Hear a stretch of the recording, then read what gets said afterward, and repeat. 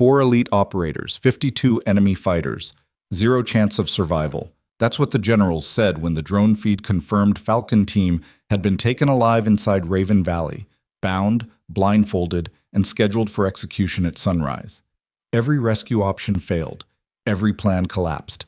Every clock on every wall inside Iron Ridge Forward Base was counting down to 4 body bags. Then she stood up. Not a soldier, not a field agent. The woman who cut their hair. And before that sun touched the Blackstone Mountains, she would walk into the dark alone and remake what everyone thought was impossible.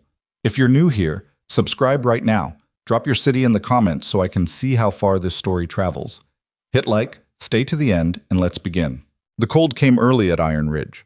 By mid-October, the Blackstone Mountains had already shed whatever warmth September left behind, and the forward base sat inside that cold like a fist clenched against the wind.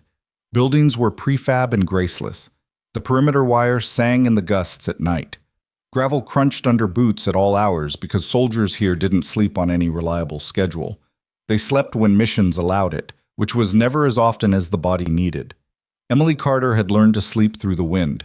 She'd been at Iron Ridge 11 months, long enough that she knew which heating unit in Block C clicked 3 times before it kicked on, long enough that she recognized soldiers by their footsteps outside her window before she ever saw their faces.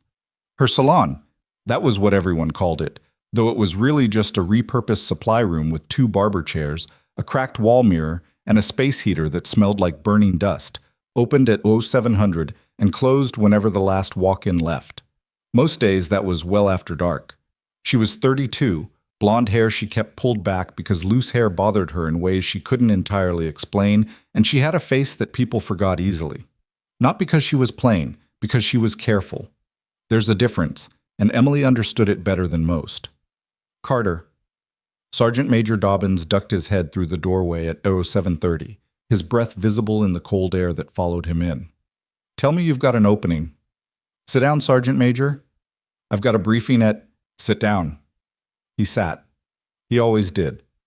Everyone at Iron Ridge eventually learned that Emily Carter's instructions were worth following, even when they couldn't explain why. She worked with efficient, unhurried hands. No small talk while she assessed. She combed through, noted what needed doing, then started. The scissors moved in short, precise strokes.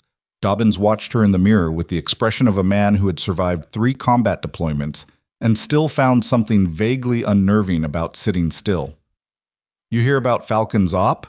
He asked after a while. I hear things. Routine reconnaissance. Black Rock sector. He paused. Command saying 2 days, maybe less. You don't have an opinion? I'm cutting your hair, Sergeant Major, not advising operations. He studied her reflection. She didn't look up. You know, he said, I've been at this base 8 months, and I still can't figure you out. There's nothing to figure out. She tilted his chin with 2 fingers, adjusting the angle. Hold still. He held still. Falcon team came in together, the way they always did. Not because they were required to, but because 4 years of operating together had made that kind of synchrony automatic. They moved like they were still on mission even when they weren't, a low-frequency awareness in the way they entered a room and chose where to stand. Captain Ethan Hale was first through the door, 6'1", jaw like carved wood, and the kind of quiet that wasn't peaceful so much as loaded. He'd done 2 years with DevGru before the classified transfer that put him at Iron Ridge, and he carried that history the way veterans carry things. Not visibly, but in the weight of how he moved.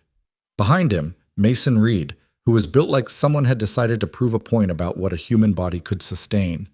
Then Diego Cruz, shorter and quick-eyed, the team's breacher, and the only one who genuinely smiled without an agenda.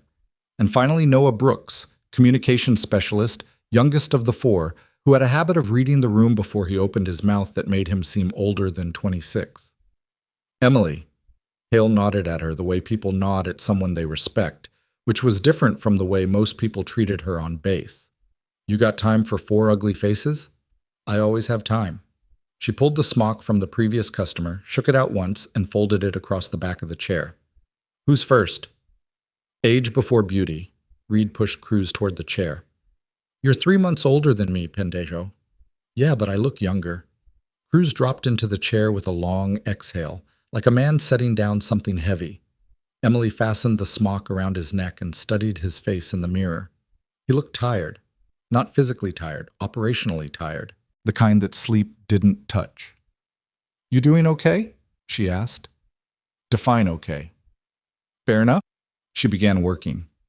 Cruz watched her in the mirror for a moment, then looked at his own reflection instead. "We're heading out tomorrow," he said. "Not to anyone specific, just out." "I know." "How do you know?" He glanced at her. "You all cut your hair before an op. Always." She met his eyes in the mirror.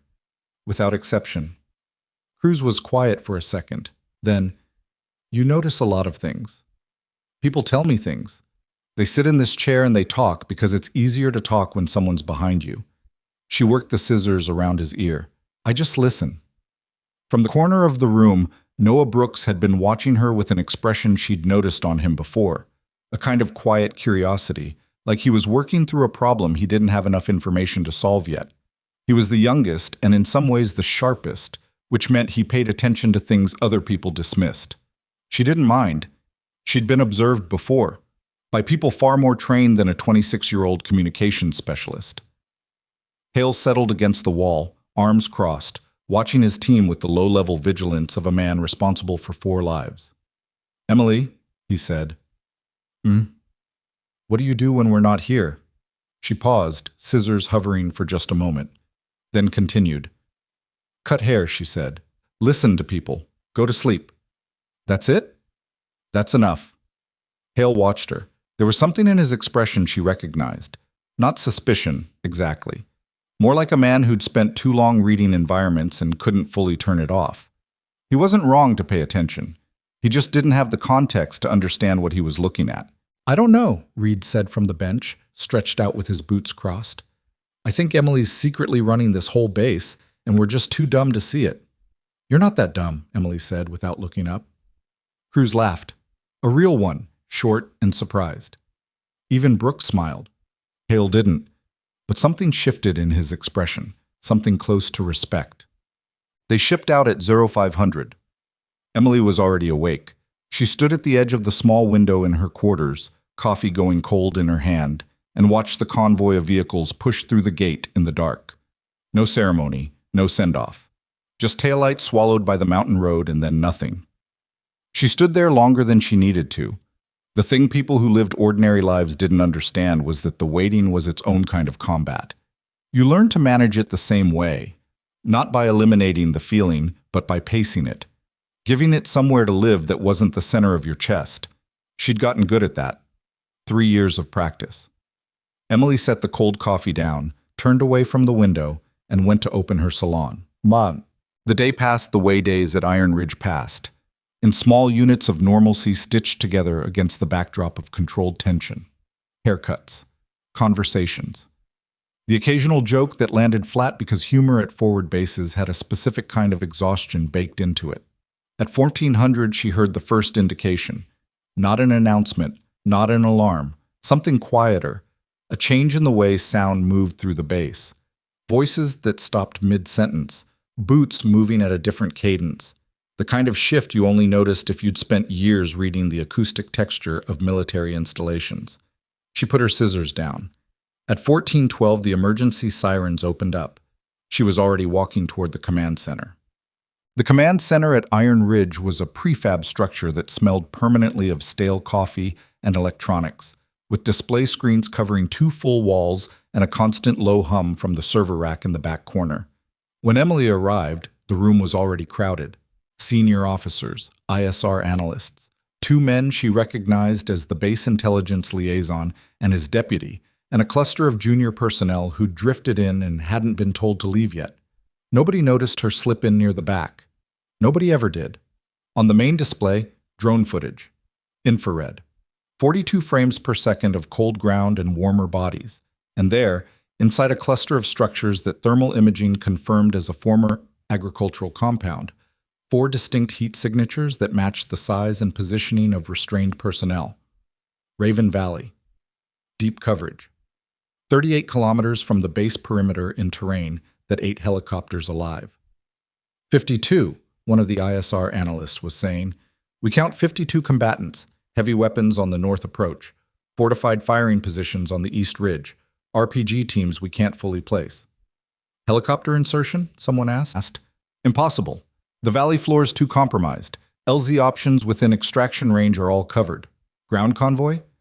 Earliest arrival is 6 hours, maybe 7. Execution timeline based on signal intercepts is a pause that sat wrong in the room. Before sunrise. Silence. The kind that had weight. Lieutenant Colonel Mercer, who commanded Iron Ridge, stood at the front of the room with his jaw set, like a man doing math he didn't like the answer to. He was not a coward. He was not incompetent. I was looking at a tactical situation with no good solutions, and he knew it, and the people in the room knew it, and the knowing was spreading through the air like something chemical. We need a volunteer, someone said, from somewhere in the middle of the room. Solo infiltration, deep support, someone with the profile to, there's no one with that profile on this base. That was Mercer, flat, certain, and wrong.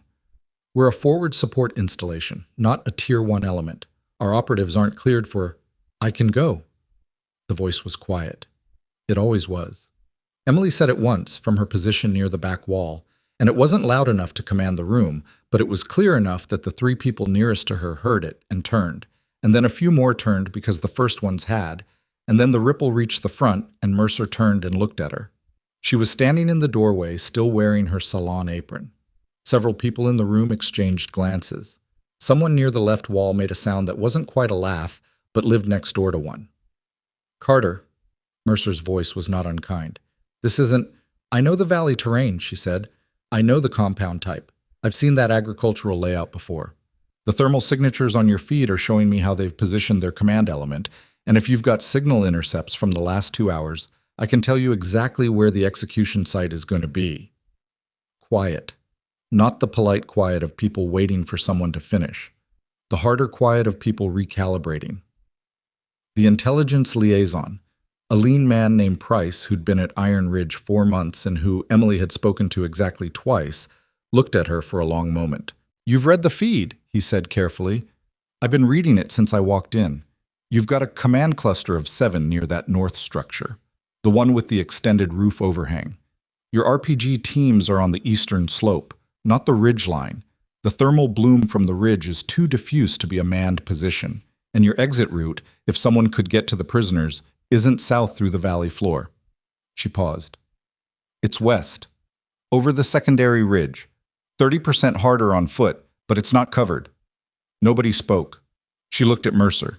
He was studying her with an expression she'd seen on senior officers before, the expression of a man who had run out of better options and was being forced to reconsider what he was looking at.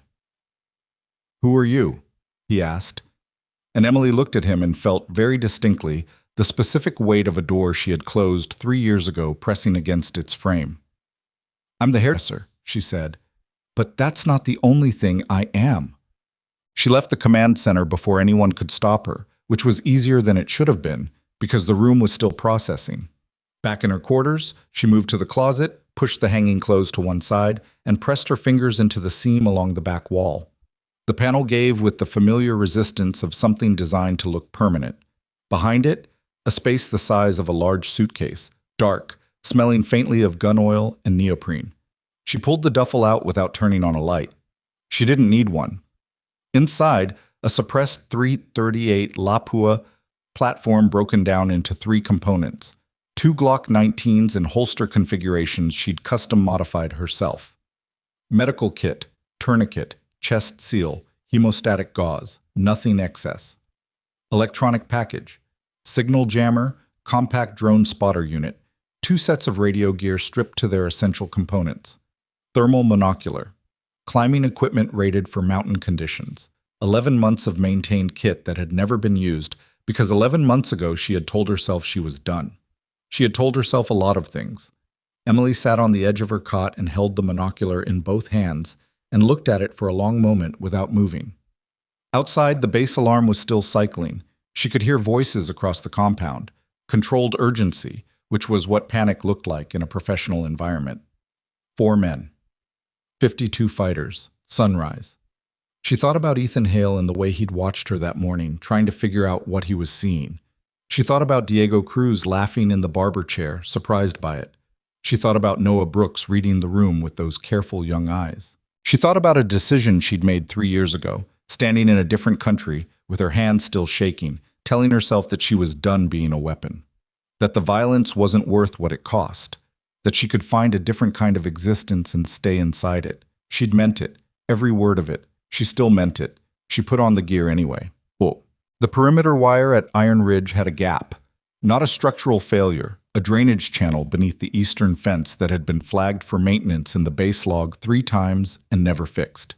She knew about it the way she knew about most things here, because she paid attention, and because paying attention had been drilled into her so deep it had become involuntary. She went through the gap at 2140, gear slung tight, moving low against the wind. The Blackstone Mountains received her without ceremony. She was already running. Inside the command center, Lieutenant Colonel Mercer stood in front of the drone feed and felt the specific helplessness of a man who understood exactly what was happening and could not stop it. Intelligence Liaison Price was running a background query that would take time they might not have. 3 senior officers were arguing about a ground convoy that everyone in the room knew would arrive too late. One of the junior analysts, a specialist named Garza, who had a habit of noticing things other people didn't, glanced up from her terminal. "Sir," she said. "Not now, Garza." "Sir." Firmer. "Carter's quarters are empty. Her badge hasn't swiped out through any gate." A pause. "But the eastern fence camera shows movement at 141. Single person, moving fast." Mercer turned slowly. Garza pulled the footage. Grainy, infrared, 50 meters of visibility maximum. A figure in dark gear crossing the drainage channel and disappearing into the tree line beyond the wire. Moving fast was an understatement. "Get me everything you have on Emily Carter," Mercer said. "Everything, back to origin." He looked at the drone feed showing Raven Valley and the 52 heat signatures inside it. "And somebody tell me who the hell just left this base." The footage on Garza's screen was 11 seconds long. Mercer watched it 3 times without speaking. The figure moved through the drainage channel with no wasted motion. Low, controlled, gear tight against the body. Not scrambling but flowing, the way water moves through a crack in stone. It wasn't the movement of someone fleeing, it was the movement of someone deploying. "Run it again," he said. Garza ran it again. In this background, 2 of his senior officers were still arguing about the ground convoy. He let them argue.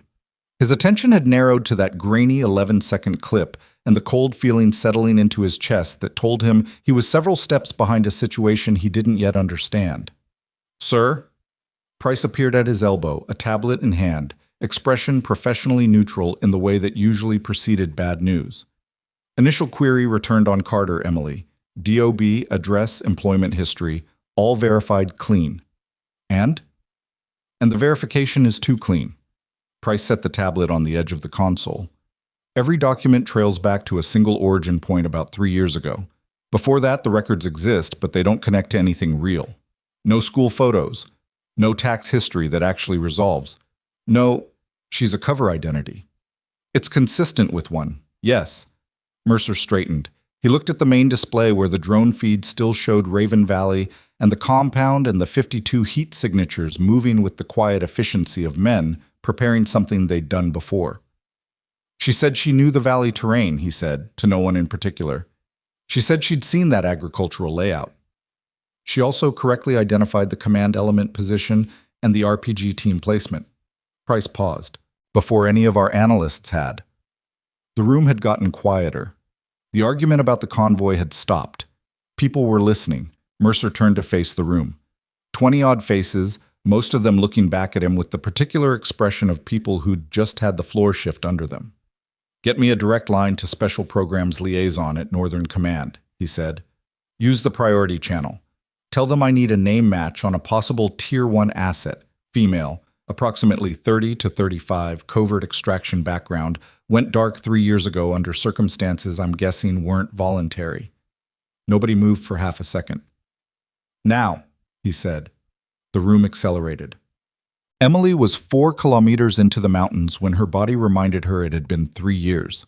Not loudly. The conditioning didn't leave, not entirely, not if it was built right. and hers had been built over 8 years of the kind of training that remodeled the body at a cellular level. She could still move. She could still breathe through the burn in her quads and keep her form from degrading on the loose rock sections of the lower slope. She could still compartmentalize the cold, which was serious cold, 15 below and dropping, wind cutting across exposed ridgeline with a meanness that had no patience for inadequate gear. But 3 years was 3 years.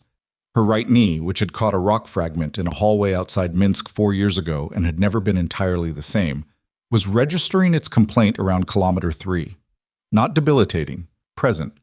She adjusted her stride to accommodate and kept moving.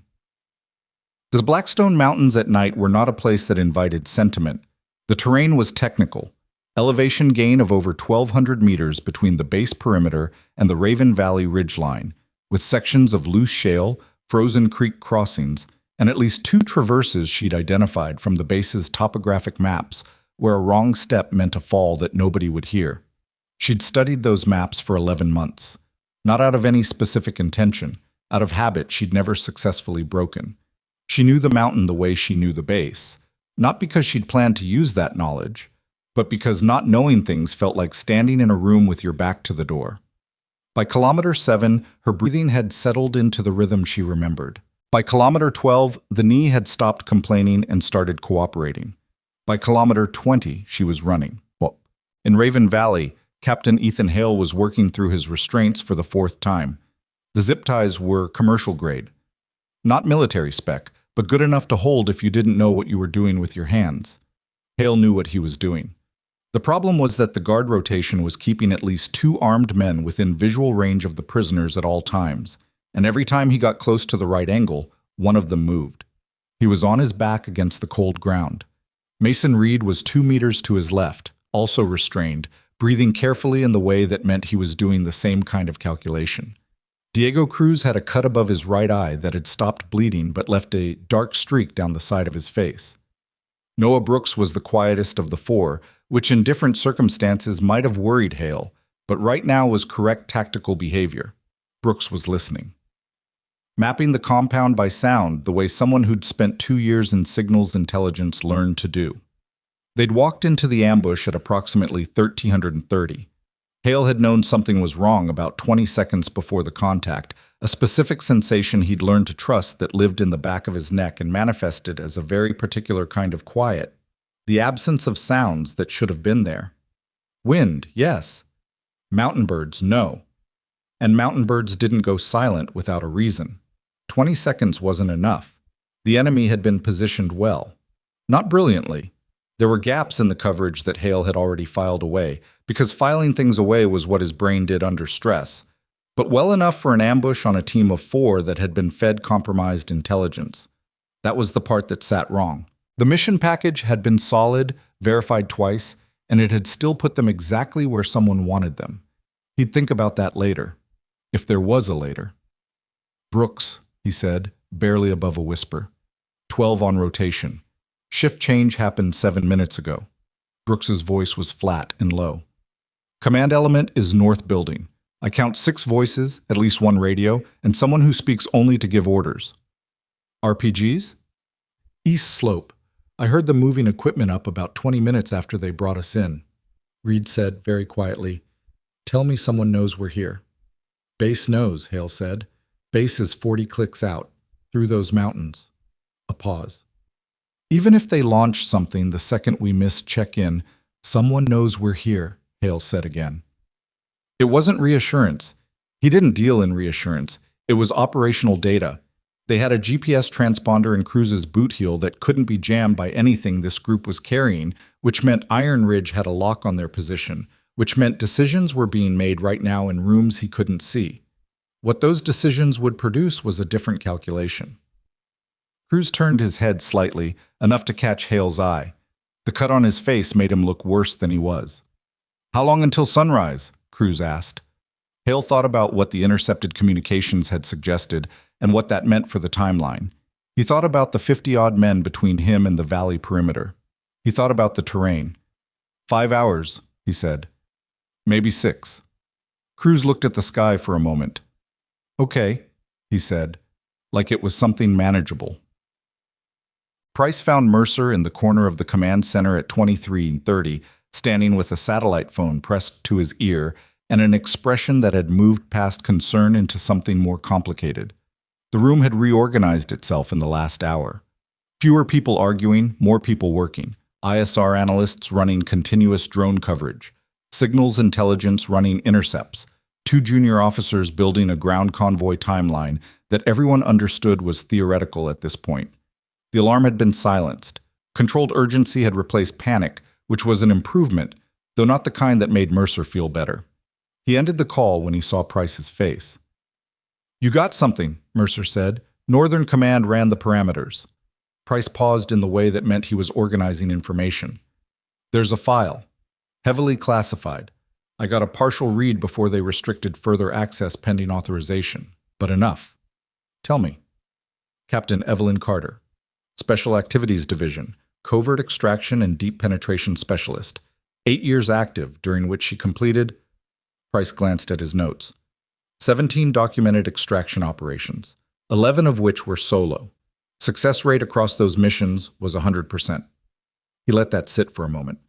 She was listed as resigned 3 years ago. The file uses that word, but the circumstances flagged in the partial record are complicated. Something involving a direct order she refused. The full context is above my clearance. Mercer stared at him. Her name at the time was Carter, Price continued. She took Emily as a cover first name. The hairdresser identity was reportedly her own construction. She built it herself, no agency support, which is either very stupid or indicates she had reasons not to use official resettlement resources. "Evelyn," Mercer said. "Emily," Price said. "She's been Emily for 3 years. I think that's deliberate." Mercer turned back to the drone feed. The compound in Raven Valley. 52 signatures. 4 prisoners. 11 solo extractions, he said. All successful. And she's out there right now. Unless she went somewhere else, which doesn't fit the movement direction on the fence footage. Price paused. "She's heading for Raven Valley." The room was quiet enough that the server hum was audible. "Alone," Mercer said. "Yes, sir." He should have felt something cleaner about that. Relief that someone with real capability was moving toward the problem, or authorities' reflex to call her back, or the procedural discomfort of an unsanctioned operator in an active zone. He felt all of those things, but underneath all of them was something simpler. He felt afraid for her. "Can we reach her?" he asked. "She doesn't have a base radio." "Can we get eyes on her position?" "We'd have to redirect drone coverage from the compound." Price looked at the screen. "Which means losing real time on the prisoners." Mercer thought about that for exactly 3 seconds. "Keep eyes on the compound," he said, "and get me everything in that file. Everything Northern Command will release." He looked at Garza. "And I want that convoy rolling in the next 20 minutes, even if it arrives too late. I want it rolling." "Yes, sir." He looked at the screen for another moment. 52 signatures, 4 prisoners. Somewhere in the dark mountains between here and there, a woman who'd spent 3 years cutting hair and listening to people talk was moving at a speed that the fence footage had suggested was not remotely consistent with an ordinary person. He thought about what she'd said in the doorway. "I'm the hairdresser, but that's not the only thing I am." The ridgeline above Raven Valley gave her the whole picture. Emily lay flat against the frozen rock and put her eye to the thermal monocular and did what she'd always done in positions like this. She stopped thinking in the way that ordinary people thought and started reading. The compound resolved in gradients of heat and cold. Structures, bodies, equipment, the specific density of grouped warmth that indicated a command element versus the looser spread of a guard rotation. Brooks had been right that they were in the north building. She could see the heat bloom through the prefab wall. Too many bodies in too small a space for it to be anything other than a planning cluster.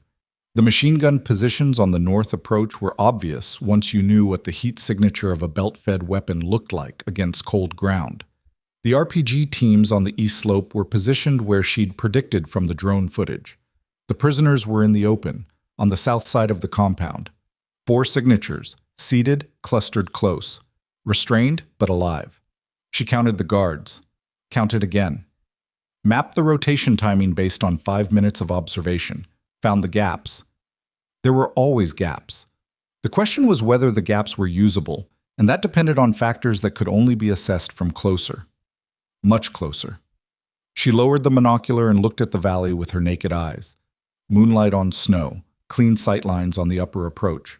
The west ridge, the one she'd identified from the drone feed as uncovered, dropped into the valley at an angle that gave her a route to the compound's blind side, a stretch of shadow created by the north building's extended roof that the guards hadn't thought to position anyone against, because it didn't face any logical direction of threat. It faced the mountain. Nobody attacked from the mountain. The mountain was impassable. She picked up her rifle. By the time she'd worked her way down the western descent and reached the valley floor, it was 01:30, 4 hours until the light started. Less time than that before the command element in the north building began whatever they'd been planning, because that was the pattern. Execution orders in this kind of operation didn't wait for full dawn. They waited for enough light to make a visual record. She'd seen it before. The compound perimeter was unlit on the west side. A mistake born of confidence, the assumption that 52 men made the lighting question irrelevant. She moved through the shadow at the base of the north building's wall and listened. Inside, voices. At least 3, she assessed. The tone of men discussing logistics, not men in crisis. They didn't know anyone was here. The outer rotation had 2 guards covering the south side where the prisoners were held, with a 3rd guard at the east corner who moved in a pattern she'd mapped from above. The east corner guard's pattern had a 17-second window. She needed 12. She circled wide, staying inside the shadow envelope, and found a position behind a stack of supply crates on the compound's west interior that gave her a sightline to the prisoner cluster without exposing her to the guard rotation. She put the monocular up. 4 men. Bound wrists, she assessed by posture, hands behind the back, which from this angle showed in the way each man held his shoulders. All 4 alert. One with something dark on his face that she read as blood, dried, not active. Cruz. She watched them for 30 seconds. In that time, she saw Hale move his hands twice. Subtle, controlled, and she understood what he was doing. He'd been working the restraints all night. He wasn't panicking, he was solving. She had always respected that about certain people. The ones who kept solving even when the math looked impossible. She pulled back from the monocular and started setting up. The jammer went into the crate stack, a compact unit that would flatten radio communications in a 200-meter radius when she activated it. She set it, but didn't trigger it yet. The trigger moment had to be coordinated with the strike sequence, because the jammer's activation would be noticed eventually, and eventually needed to coincide with a moment when noticing it no longer mattered. The smoke grenade she distributed across 3 positions, rigged to trigger in sequence with a 15-second delay between each. She had 4 total. The sequencing would create a moving smoke front from east to west, which would push any disorganized response in the wrong direction. She reassembled the rifle in the dark, by feel, in under 90 seconds. Then she settled in and waited, which was the part nobody ever wanted to talk about. The waiting before. The part where you lay still with everything ready and your own heartbeat loud in your ears and your brain trying to run scenarios you'd told it not to run. She'd never found a way to turn that off entirely. She'd found ways to let it run in the background without letting it drive. She thought about Diego Cruz's laugh in the barber chair. She thought about the cold coffee going cold by her window this morning. She thought about a compartment behind a closet that she'd opened and now couldn't close again. 2:07. The command element in the north building went louder, a raised voice, a responding voice, the specific kind of exchange that preceded a decision being finalized. She put her eye to the scope. The enemy commander stepped out of the north building at 02:11, and the moonlight caught him fully as he walked toward the prisoner cluster, and Emily tracked him across 20 meters of open ground and felt everything inside her go very, very still. He raised his hand. The gesture meant something to the 2 guards on the south side. They moved, not toward the prisoners but away, positioning themselves, giving him clear space. The east corner guard had just moved past his turn point, 17 seconds. She had 12. She exhaled. Her finger found the trigger, and then the radio on the guard's belt crackled, and the east corner guard stopped walking and turned back the wrong way, and his 17-second window collapsed to nothing, and the commander's hand was still raised, and she had a choice to make in the next 4 seconds that was going to determine everything. The guard reached for his radio. She made the choice. The guard's hand closed around his radio. She shot the commander first. The suppressed .338 made a sound like a heavy book dropped flat on a table. Not silent, nothing was silent, but contained, directionless in the cold air, the kind of sound that the human brain filed as ambient and moved past. The commander dropped without drama. One moment upright, one moment not. The guard with the radio was still bringing it to his mouth when the second round found him. 2 seconds, 2 shots. Emily was already moving. She'd abandoned the waiting position the instant the second trigger broke, pushing left along the base of the supply crates and putting 10 meters between herself and where the sound had originated before the first body hit the ground. The east corner guard had heard something. She could see him turning, weapon coming up, head swiveling. But he was looking at the wrong quadrant, aiming his attention at the area south of the prisoners where logic said a threat would originate. Logic was a disadvantage when you were defending against someone who'd spent 8 years attacking from places logic said weren't options. She came around the east end of the supply stack and hit the jammer trigger. The radio chatter she'd been hearing as low background noise across the compound stopped instantly. Not faded, stopped. A clean silence that lasted exactly 1 second before the voices started coming back, broken and confused, men reaching for channels that weren't there anymore. That 1 second was what she needed. She activated smoke grenade position 1.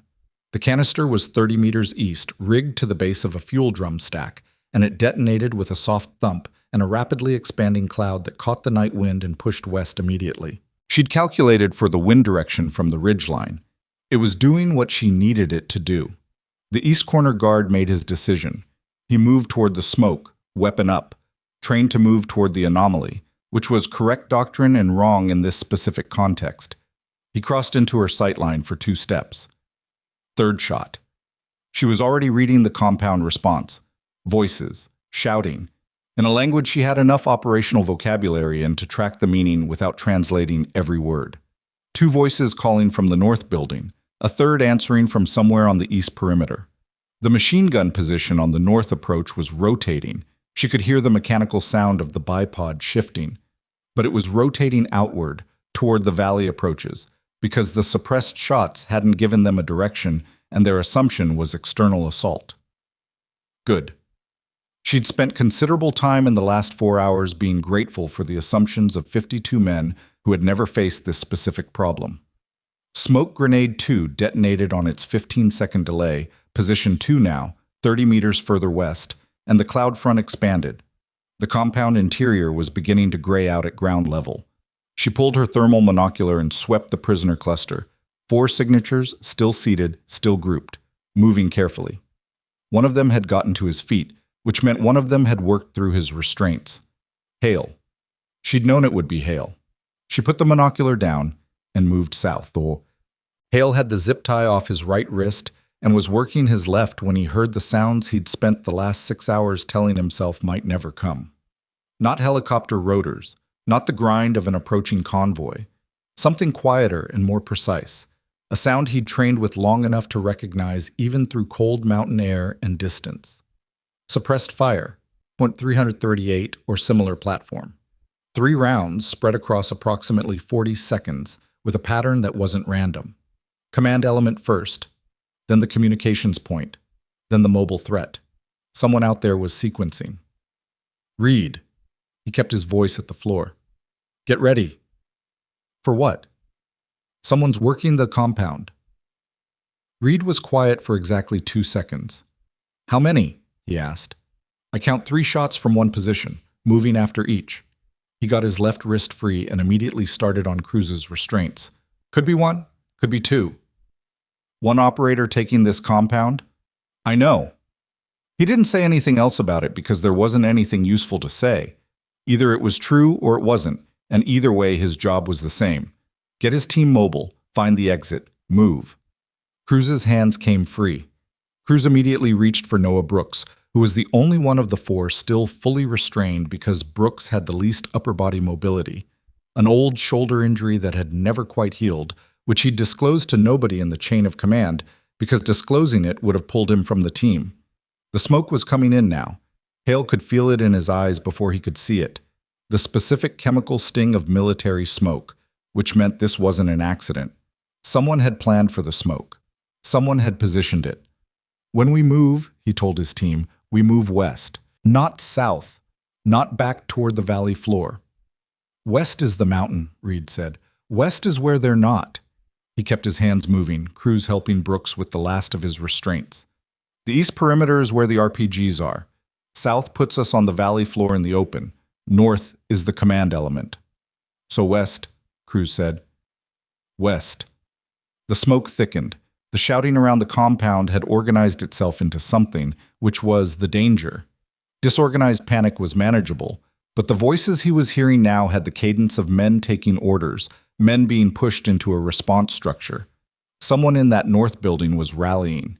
He pulled Brooks to his feet. Brooks winced and said nothing about the shoulder. On me, Hale said.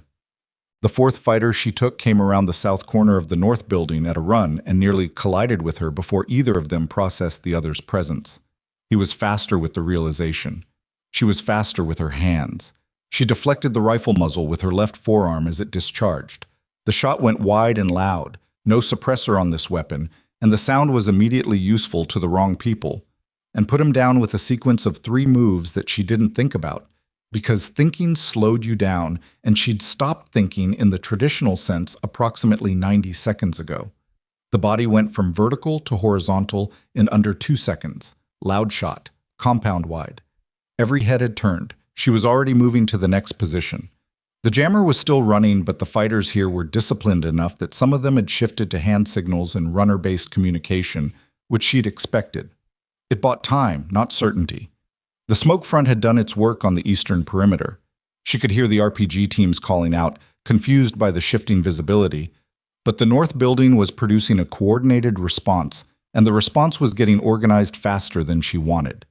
She took position behind the east wall of the center structure and assessed. The prisoners. She needed eyes on the prisoners. She pulled the monocular and looked south through the smoke. 3 signatures on their feet, 1 still at ground level. She tracked the 3 standing figures. They were moving. West. Someone had gotten them mobile and given them a direction. Hale.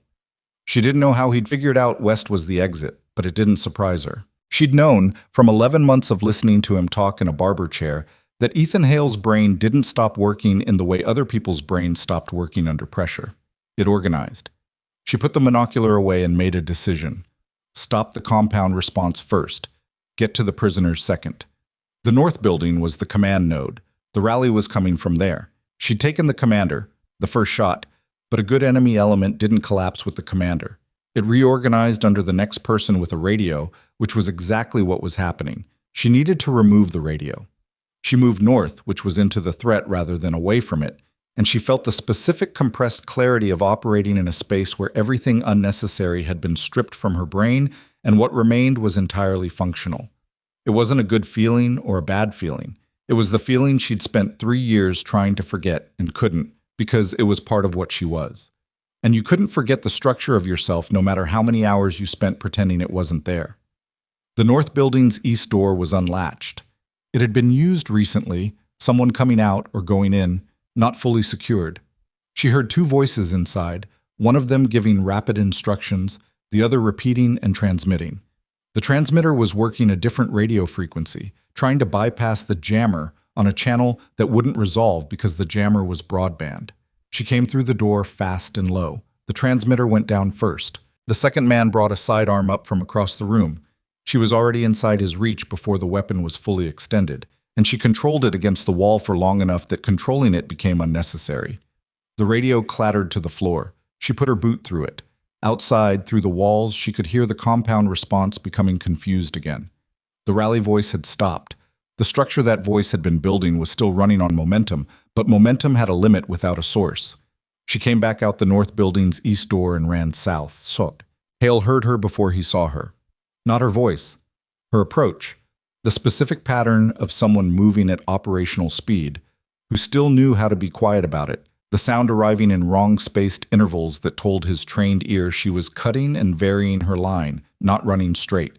His hand went up automatically, fist closed, and the 3 men behind him stopped.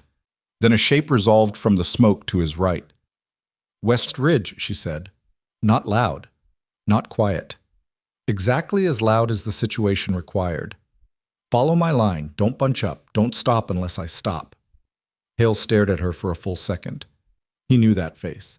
He knew it from a barber chair and a cracked wall mirror, and 11 months of casual mornings that had not, apparently, been what they appeared to be.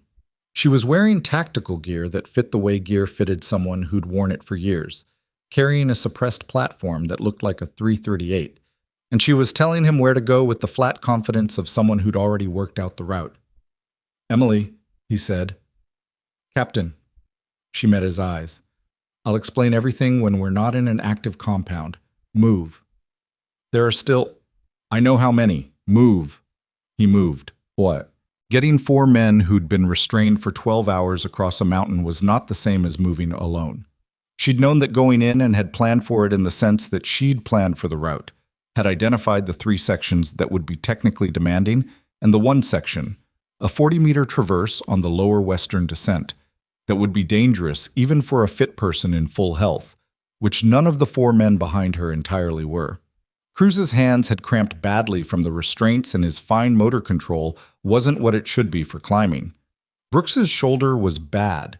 She'd assessed it from his movement as they left the compound, the specific way he was favoring his right side, compensating in his stride. Reed and Hale were moving well. Reed was the most physically capable person she'd seen in the field in several years, and he moved like it. Hale was operating on something past physical capability. Command decision-making, the unwillingness to be the variable that slowed his team. She set a pace that was fast enough to create distance and slow enough to keep all 4 with her. Behind them, the compound was not silent. Not yet. The organized response had collapsed, but 50-some fighters didn't simply stop existing because their command element was disrupted. She could hear them still moving, still calling, the pattern of men who knew they'd lost something and were trying to find what it was. They'd find the gaps in the perimeter soon. They'd find the bodies. They'd start tracking. She had a window. She pushed the pace. The western descent in daylight would have been difficult. In the dark, at pace, it was something she couldn't quite name in comfortable language. The upper section was loose shale that shifted under boots and sent rocks skittering into the darkness below in ways that were loud and couldn't be helped. She went first on each technical section, found the footholds, signaled back. Hale was second. He picked it up fast, relayed to Cruz, who relayed to Brooks, who relayed to Reed. The team's internal communication had a rhythm to it that didn't require words, years of operating together, the shorthand of people who'd learned each other's movement. At the 40-meter traverse, she stopped. The traverse was a ledge crossing. The ledge itself was adequate, 8 inches wide and mostly stable, but it sat above a drop of roughly 30 meters to a frozen creek bed, and it had 1 section in the middle where the rock face it clung to was running melt ice. In daylight, with equipment, managed risk. In the dark, exhausted, 1 man with compromised shoulder function. Brooks. She turned to look at him. His face was set in the way people's faces were when they were managing pain and not talking about it. "Your shoulder. It's fine." "It's not." "How far does it open?" A pause. "Far enough." "That's not an answer." He looked at her for a moment and then looked at the traverse. "I can do it." "I know you can do it," she said. "I need to know how you're going to do it. Left hand grip on the face, right hand low for balance?" "Yeah." "Left hand is your load-bearing side on this section?" "Yeah." She thought about it for 3 seconds. Then she pulled a length of 7-millimeter cord from her kit, tied it to a ring anchor she set in the rock face with practiced hands, and ran the line across to a natural horn of rock on the far side of the traverse. Not a belay, a guide, something for his right hand to feel without load-bearing it, orientation in the dark. "You're on the cord," she said. "Don't weight it, just feel it. Your left does the work." He looked at the cord. He looked at her. "You do this often?" he asked. "I used to," she said. She went across first. Then Cruz, then Hale. Brooks came across last, and the middle section took him 6 extra seconds when his left boot slipped on the melt ice, and he made a sound that was not quite a word, weight going to his left arm fully for 1 bad moment before his boot found the ledge again. He made it. Reed came across last and made it look effortless because Reed was infuriating that way. She collected the cord and kept moving. The firing started at 0309. Not organized fire, reaction fire, men shooting into the dark mountain in the general direction of sounds they'd heard. It was noisy and undirected, and it sent rock chips flying from the slope above them in ways that were alarming even if the rounds were nowhere near accurate. She pushed the team into the shadow of a large rock formation and held them there for 90 seconds while the burst spent itself out. Reed pulled close to her in the dark. "They're shooting blind," he said. "Yes. So they don't have our position. They have a general direction. The shale was loud." He nodded. Then he looked at her with an expression she couldn't fully read in the darkness. "You took down the command element." "Yes." "Alone." That was the situation. He was quiet for a moment. The firing had thinned out. Individual rounds now, random intervals, nobody coordinating because there was nobody left to coordinate them. "You're not a hairdresser," he said. "I'm a very good hairdresser," she said. "I'm also not only a hairdresser." "That's—" He made a sound, not quite a laugh. "That's genuinely insane." "Keep moving." They cleared the western ridge at Wu 347. The far side of the ridge was Iron Ridge base territory. Not safe, not covered, but territorial. A different quality of darkness that she read in her bones rather than her eyes. The mountain's pitch eased. The technical sections were behind them. 6 kilometers of descent remained between the ridgeline and the base perimeter, and it was manageable ground, rough but walkable at pace. Hale came up beside her. For the first half-kilometer, he said nothing. They moved together, 4 men and 1 woman in the pre-dawn cold, breath-fogging, boots finding the frozen ground. "Evelyn," he said finally. She didn't stop walking. "Emily," she said. He accepted that with a nod that she felt rather than saw. "How long?" he asked. 8 years before, 3 years here." "Why here? Why Iron Ridge?" She thought about how to answer that. There were real answers, which were complicated and true, and there were operational answers, which were clean and incomplete. "It seemed like a place where things happened," she said finally, "and where I could watch them happen without being part of them." He was quiet for a moment. She could feel him working through it, the 11 months of daily, unremarkable interactions being reread with new information, every casual conversation sitting differently. "The morning we shipped out," he said, "you were at your window." She didn't confirm or deny it. "I saw the light on," he said, "through the glass.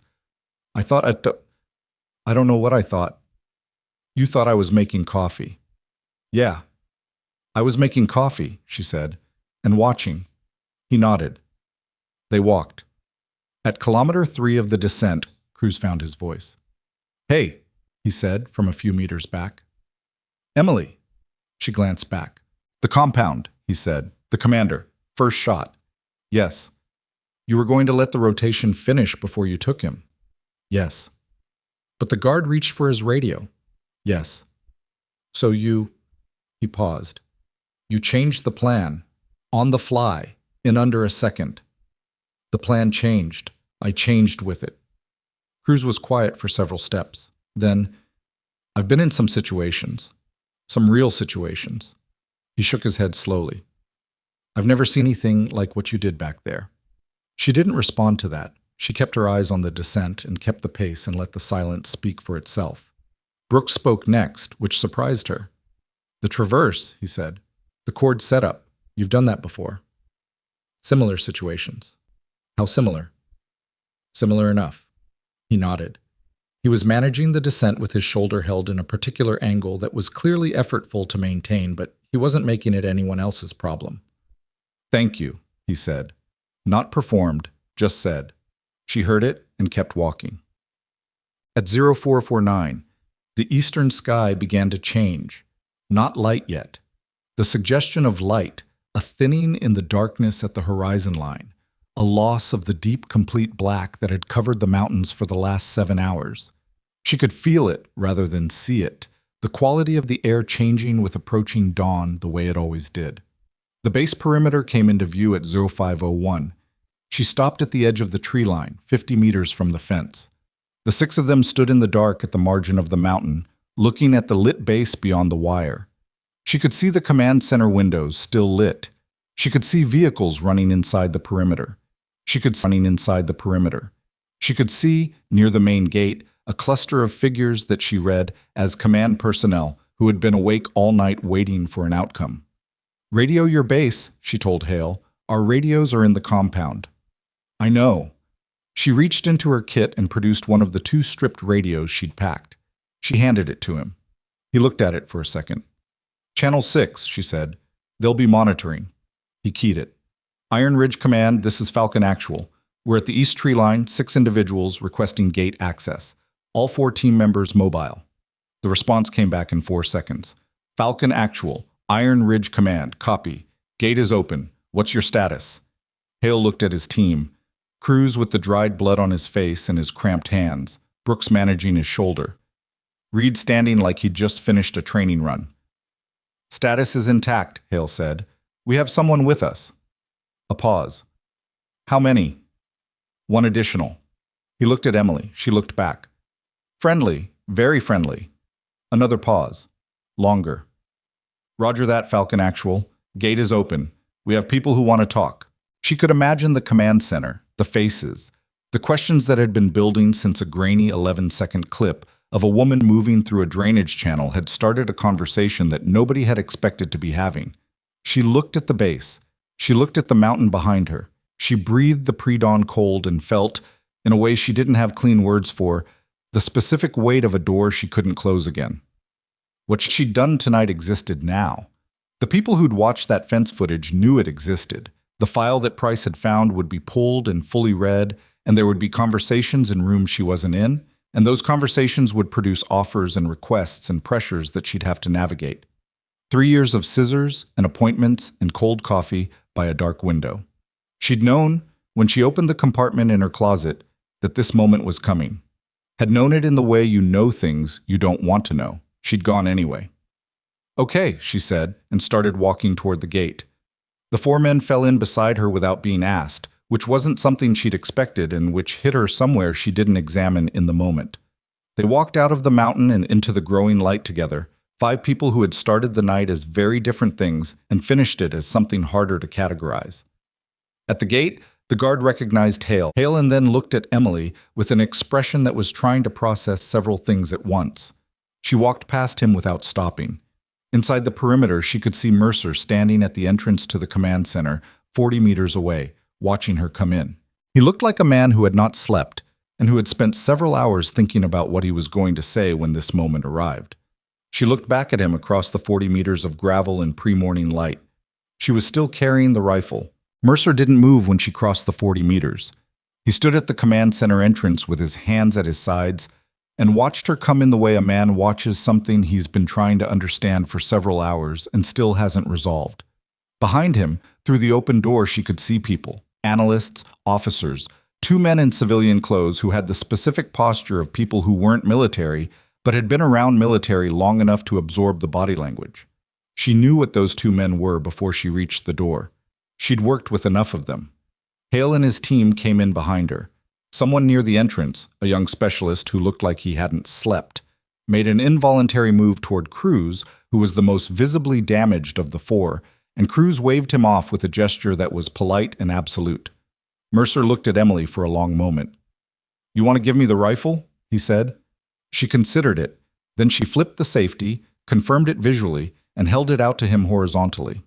He took it, passed it to someone without looking. "You're injured," he said. She wasn't sure what told him that. Her knee had stiffened on the final descent, and she was compensating in her right leg without having fully decided to. Old habits. "I'm functional," she said. "That's not... Colonel." She met his eyes. "I'm functional." He looked at her for one more second. Then he stepped aside and held the door. They put Falcon team in medical first, which was correct, and she didn't object to. Cruz needed the cut on his face looked at, and his hands assessed for circulation damage from the restraints. Brooks needed his shoulder immobilized and examined, and she'd told the medic that quietly as they came through the door, which had produced a look from Brooks that was somewhere between embarrassed and grateful. Hale had wanted to stay. She'd told him to go. He'd gone, which told her something about the night they'd spent together on the mountain. Something had shifted in the way he read her authority, and she wasn't sure how she felt about that. They walked her to a briefing room that was separate from the main command center. Small, lit with fluorescents that were doing nobody any favors, a table with 4 chairs and a recording unit on the far end that had been set up recently. The cable was still coiled on the table beside it, which meant someone had done this in a hurry. The 2 civilian men came in with Mercer. Price followed and closed the door. Nobody offered coffee. Nobody sat down immediately. There was a brief moment that she recognized as people finding their footing in a room that hadn't established its hierarchy yet. She sat down first, which established it. "Captain Carter," one of the civilian men said. He was in his 50s, compact, silver at the temples, with the kind of face that had learned not to express things involuntarily. "My name is Aldrich. This is my colleague Voss." Voss was younger, mid-40s, and said nothing. He had a tablet, and he was looking at it with the focused attention of someone using reading as a method of observation. "You can call me Emily," she said. "I understand you prefer that," Aldrich said. "It's not a preference. It's a name." He received that without reaction, which meant he'd been briefed well enough to expect some version of it. Mercer sat down across from her. Price took the chair beside him. Aldrich remained standing, which was a choice. "For the record," Aldrich said, "this conversation is being documented under Special Activities Protocol 7, which means it's classified at a level that won't appear in any standard base log. The 4 operators in medical will receive a redacted account of what happened tonight, and whatever I tell you in this room determines how the next conversation goes." She looked at him steadily. "I know what Protocol 7 means. I helped write 2 sections of it." Voss looked up from his tablet for the first time. Aldrich was quiet for a moment. Then he sat down. "Okay," he said. "Then let's not waste each other's time." The debrief took 3 hours. She gave them the operational sequence in the order it happened: departure time, route, terrain assessment, compound approach, target prioritization, execution, extraction. She was precise. She didn't editorialize. She answered questions when the questions were specific and redirected when they were fishing. Mercer asked most of the tactical questions. He was good at it, thorough without being repetitive, building a picture rather than just collecting data. She found herself respecting his process, even when some of his questions were ones she'd rather not answer. "The command element," he said midway through. "You took that in, under 2 minutes?" "Closer to 90 seconds from first entry." 2 personnel. 2 in the room, 1 additional who came around the east exterior approximately 40 seconds after I entered. 3, Mercer said. "Yes." 90 seconds. She waited. "Emily." He leaned forward slightly. "I need to understand what I'm looking at here, because the file says you were an extraction specialist." "Extraction. What you did tonight looks like something else." "Extraction required it," she said. "The command element was the organizing structure for the compound response. Without it, the response was incoherent. With it, we didn't make the ridge." "You did that analysis in real time." "I did that analysis before I entered the valley." He sat back. Aldrich, who had been quietly managing the recording equipment, spoke without looking up. "The file on you, Captain, the parts I have access to, describes 11 solo extractions. I want to talk about the 12th. The room changed temperature by about 2 degrees. "There wasn't a 12th, she said. "There was an assignment. It was your last before the resignation." He looked up. "The file describes the assignment as withdrawn after a disagreement over operational parameters. That language is fairly clean for what the surrounding documents suggest actually happened." She looked at him. "What did the surrounding documents suggest?" she asked. "That you were given an extraction target, and upon arriving in-country determined that the target was not who the mission package described. That you transmitted this assessment up the chain and were told to proceed regardless. And that you declined." Silence. "The target was a civilian," she said. "A specific kind of civilian." "The file doesn't specify." "The file wouldn't." She looked at her hands on the table for a moment. The knuckles of her right hand had a thin cut she hadn't noticed before. Somewhere in the compound, something sharp. She was 17. She was in a location that someone wanted sanitized for reasons that had nothing to do with anything I was told this operation was about. I was handed a cover story that didn't hold up past the first hour on the ground. And when I pushed back, I was told the intelligence was solid and to execute. Mercer was very still. "I didn't execute," she said. "I got the girl out instead. Put her somewhere safe. Then I resigned before they could do anything more formal about what I'd done. She paused. The resignation was mutual. They wanted the problem gone, and I was the problem.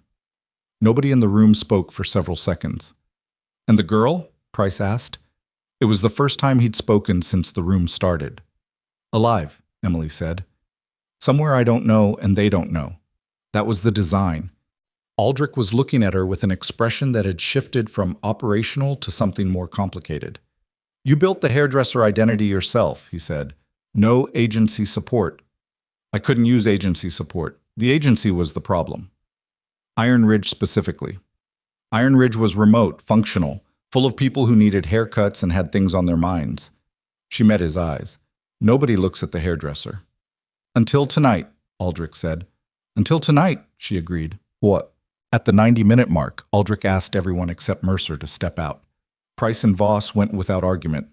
The door closed and the room was quieter. 2 people instead of 5, the recording unit still running, fluorescents still doing their indifferent work overhead. Mercer looked tired. She'd been aware of it through the whole debrief, but with fewer people in the room it was more visible. He was in his late 50s and he'd been awake since before she left the perimeter, and the weight of the night was sitting in the lines around his eyes. I want to ask you something off the operational record, he said. She waited. Why tonight? He leaned his elbows on the table. You've been here 11 months. In that time there have been, I don't know the precise count, but there have been other situations, other moments where your particular background might have been relevant. None of those situations involved 4 specific people with no other options and a 6-hour window. So it was personal. She thought about that. It was specific, she said. There's a difference. He nodded. He looked at the table for a moment. I've been trying to think about who you are, he said. What to make of you. Because the easy version is, former operator, went underground, came back for one night. Clean story. I classify the hell out of everything. You disappear again. Nobody outside this room ever knows. That's one version, she said. The harder version is that you've been sitting in my base for 11 months, cutting hair, listening to people. He looked up. What do you know about Iron Ridge that you shouldn't? She held his gaze. Everything, she said. It wasn't a threat. It wasn't a boast. It was just the answer to the question he'd asked. He absorbed that. That should bother me more than it does, he said. Probably. But you didn't do anything with it. I cut hair, she said. That's what I was here to do. He was quiet for a moment.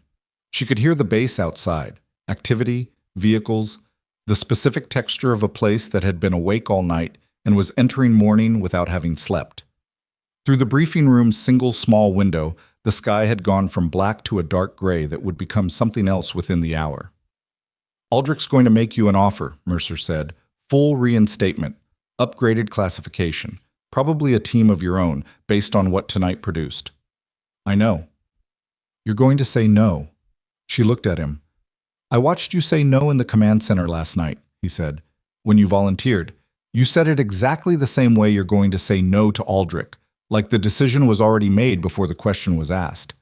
The decision was made 3 years ago. Tonight complicated that. Tonight was tonight, she said. It doesn't change what I want. He turned that over. What do you want? He asked. And it was a real question, not rhetorical, not a negotiation setup, just a man asking. She thought about scissors. She thought about a cracked wall mirror and a space heater that smelled like burning dust. She thought about mornings that were ordinary in ways she'd learned to mean something. I want to cut hair, she said, in a place where the worst thing that happens is someone's unhappy with their trim. He looked at her for a long moment. Then he nodded, once, and got up to let Price and Aldrich back in.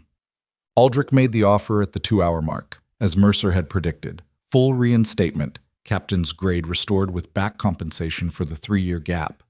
A team designation she wouldn't choose, she'd build.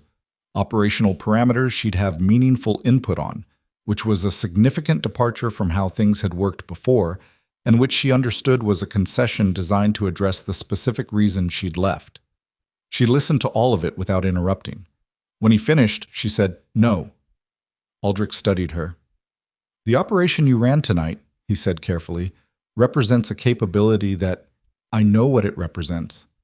11 solo missions, 100%, and tonight makes 12, with 4 additional personnel extracted under. The answer is no. Not hard, not heated, just placed. He looked at her for a moment. He looked at the table. He looked at Mercer, who gave him nothing. There are people, Aldrich said, slower now, who would argue that a capability like yours carries an obligation. She felt something tighten in her chest. She let it sit there without acting on it. There are people, she said, who've been arguing that to operators for as long as there have been operators. It's a useful argument when you're the one making it and someone else is the one being obligated. She kept her voice level. I served 8 years. I did 17 operations, 11 of them solo, all of them successful. On the 18th, I was asked to do something I wouldn't do. I left. That's not a malfunction. That's a person drawing a line. The line cost you your career. No, she said.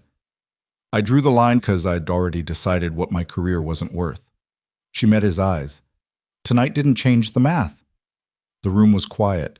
Voss, who had said approximately 12 words in 3 hours, looked up from his tablet.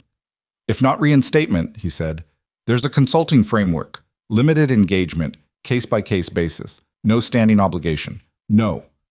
The terms would be no. She turned to look at him directly, and something in her expression made him stop talking. I understand what you're doing, and I understand why. But I'm not going to be available on a case-by-case basis, because case-by-case becomes standard, and standard becomes assumed, and in 2 years I'm back inside a structure I left on purpose. She paused. The answer is no to all of it. That's the answer. It doesn't have a better version. Aldrich let out a slow breath through his nose. He was not, she assessed, a man who heard no often from people in her position. He was handling it. What happens to you now? He said. That's my business. Emily. He used the name deliberately, and she appreciated the small courtesy of it. I need to put something in the file. You understand that. Tonight happened. I have 4 operators in medical who witnessed a solo extraction of, I'm not going to use the phrase I'm thinking because it sounds like a report and not a sentence. But what you did tonight is not something I can simply close a drawer on. Close it anyway, she said. Classify the operation. Give Falcon Team a version that covers the tactical facts without the personal history. Tell them what they need to know to write accurate reports and no more. She paused. And let me go. Let you go, he repeated. I came here because 4 people were going to die and I could stop it. I stopped it. That's finished. Whatever I was before tonight doesn't obligate me to be it tomorrow. She looked at him steadily. Let me go. I was quiet for a long time. Long enough that Price shifted in his chair and the fluorescents buzzed their indifferent buzz and the recording unit sat there with its red light on. All right, Aldrich said. Oh. They gave her a room to sleep in while the paperwork moved through whatever channels paperwork moved through in these situations. She didn't sleep. She sat on the edge of the cot in a small base quarters room that smelled like every base quarters room she'd ever been in, industrial soap and recycled air, and she thought about what came next. Not in an anxious way. The anxiety had burned off somewhere on the descent from the ridge, somewhere around kilometer 3, when she'd stopped managing the night and started simply moving through it. What remained was something quieter and less comfortable, a clear-eyed awareness of what tonight had cost. Not lives, not her principles. The simpler thing, the careful life she'd constructed. Emily Carter, the hairdresser, had walked out of a base perimeter in tactical gear and come back through the front gate with 4 live operators and a rifle, and Emily Carter, the hairdresser, was not a version she could put back together here. The cover was intact in a technical sense. Aldrich would classify, the records would be managed. But the people who mattered knew. Hale knew. Cruz, Reed, Brooks, all of them. Mercer, Price. The young specialist named Garza who'd seen the fence footage and pulled the camera record. You couldn't be the quiet background when the background had done what she'd done. She lay back on the cot and put her arm across her eyes and stayed like that for a while. Not sleeping, just existing in the particular stillness of someone who has spent everything they had and is waiting to find out what's left. Falcon Team came to see her at 1100. She heard them in the hallway before the knock. 4 distinct cadences, which she'd memorized without intending to across 11 months of mornings. Cruz was the one who knocked, she was fairly certain. The knock had his specific energy to it, present, not tentative, but not Hale's command-level directness either. She opened the door. They looked better than they had at the gate. Cruz's cut had been closed with steri strips. Brooks had his right arm in a partial immobilizer that was less restrictive than a full sling. Reed looked exactly like Reed, which was its own kind of absurdity. Hale was in fresh clothes and had clearly not slept, and was watching her with the same expression he'd been building since the traverse on the western descent. Not gratitude exactly, which was too simple, and not professional assessment, which was too cold. Something in between. They stood in the hallway for a moment. "We weren't sure you'd be here," Cruz said. "Where else would I be?" "I don't know. Somewhere we couldn't find you." He said it without humor. She stepped back from the door. They came in and there wasn't enough seating in the room for 5 people, so Reed sat on the floor without being asked, which was such a Reed solution to the problem that Cruz almost smiled. Hale took the chair. Brooks sat on the desk. Cruz stayed near the door with his arms folded, not in a closed way, more like a man who needed something to do with his body. Nobody spoke for a moment. She was comfortable with the silence. She had the impression they were less comfortable with it, but were managing. "The debrief," Hale said finally. "What did you tell them?" "The operational sequence, how I got in, how I found you, the extraction route, about yourself." "Enough." Enough meaning they know what they needed to know to classify this correctly and leave me alone. She met his eyes. "Which they've agreed to do." Hale nodded. His jaw moved once, like he was working through something. "We were told," he said, "that the full account is classified, that our reports will reflect a support element was in place that we weren't briefed on." He paused. "Support element. That's the language they'll use." "It's not accurate." "No," she agreed. "It's not." The room was quiet again. Reed spoke from the floor. "We know what actually happened," he said. "All 4 of us. That doesn't get classified." "No," she said. "It doesn't." "So what do we do with it?" He looked up at her. Not rhetorical. He was actually asking. She thought about that. "You go back to work," she said. "You do what you do. You don't forget it because you can't and I don't expect you to. But you don't let it become something it isn't." "What is it?" Brooks asked.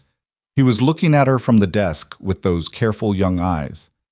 "One night," she said, "one situation, one set of choices that happened to work out." She looked around at them. "I'm not a myth. I was a person with specific training and 11 months of preparation for a terrain I hadn't planned to use, and I was in the right place with the right equipment, and I made decisions that held up under pressure. That's what happened. It's enough. It doesn't need to be more." Cruz said quietly, "You took on 52 people." "I didn't take on 52 people. I removed the organizational capacity of a 52-person element and then used the resulting confusion to move 4 personnel through a gap to a covered exit route." She paused. "There's a difference." "That's..." Cruz stopped. Started again. "That's the most precise thing I've ever heard someone say about something that was completely terrifying to watch from the receiving end." She almost smiled. Almost. "Your hands," she said to him. "How are they?" He looked down at them. The fingers had come back mostly, the medic had told her when she'd asked Price to check. Temporary circulation damage from the restraints. Nothing permanent. Cruz flexed them once. "Good enough," he said. "Brooks." She turned. "The shoulder. Partial AC joint strain." He said it the way he said most things. Factual, unprefaced. 6 weeks. Maybe 8. "You need to disclose it to your team's surgeon." A pause. "Yeah," he said. "Not maybe. You need to." "Yeah, I know." He looked at her. "You knew on the traverse." "I knew before the traverse. I watched you come out of the compound." He was quiet for a moment. "You adjusted the route," he said. "The cord setup. That was for me." "The cord setup was for the conditions," she said. "But yes." He nodded. Something in his face did something small and real. Hale had been watching all of this from the chair, and she could feel the weight of what he wanted to say building in the room. "Emily," he said. She looked at him. "Last night, in the command center." He held her eyes. "When you spoke up." He paused. "People laughed." She remembered the sound, the not-quite laugh from somewhere near the left wall. "People did," she said. "And you kept going." "Yes." He was quiet for a moment.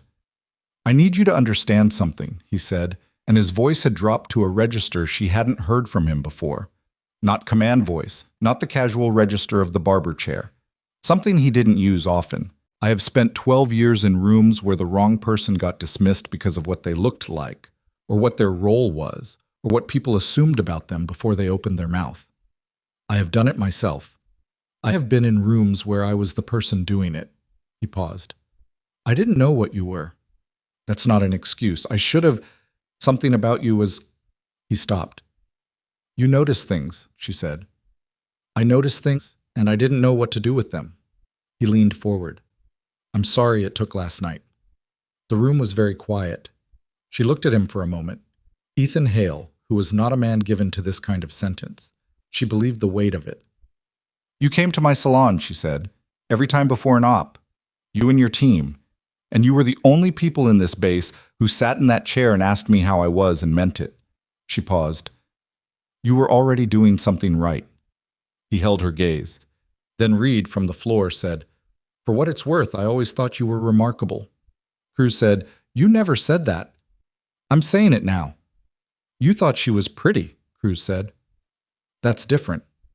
I thought she was remarkable. I can think both. Emily looked at Reed. You're not as uncomplicated as you act, she said. Nobody at this table is, he said, which was true enough that nobody argued with it. They left her an hour later, Hale last, pausing at the door with his hand on the frame. What are you going to do? He asked. Leave, she said. Find somewhere new. The same thing? Salon? Probably. I'm good at it. She paused. And I like it. He looked like he wanted to say something else. Several things, maybe. In the way people looked when the things they wanted to say weren't finding the right shape. Okay, he said finally. Take care of your team, Captain. He looked at her for one more moment, then he nodded and was gone. She sat in the quiet room for a while after the sound of their footsteps faded down the hall. The base was alive outside, fully day now, the gray morning having resolved into the pale, flat light of a mountain winter afternoon, and she could hear the sounds of a functioning installation going about the particular business of an ordinary day, which was the most valuable kind. On the desk, someone had left a folded note she hadn't noticed while the team was there. She picked it up. Garza's handwriting. She'd seen enough requisition logs to recognize it. The note said, East fence camera footage has been pulled from the archive. Maintenance issue. Logged accordingly. She folded the note and held it. The young specialist who noticed things had decided, on her own, to close a door. She'd have to find a way to thank her for that. Mercer came back at 1400. He knocked, which she hadn't expected from him. He struck her as a man who announced himself by presence rather than procedure. The knock said he'd been thinking about how to approach this and had decided on careful. Come in, she said. He entered with 2 cups of coffee, which was either a peace offering or a tactical move, and she decided it was probably both. He set one on the desk beside her and took the chair Hale had vacated and looked at her the way he'd been looking at her since the gate, like a man still updating his understanding of something he thought he'd already understood. She picked up the coffee. It was real coffee, not the institutional grade that came out of the command center machine. He'd gone somewhere else for it. She didn't comment on that. Aldrich's gone, he said. I know. She'd heard the vehicle at 12:30. He left a document for your file. I have a copy.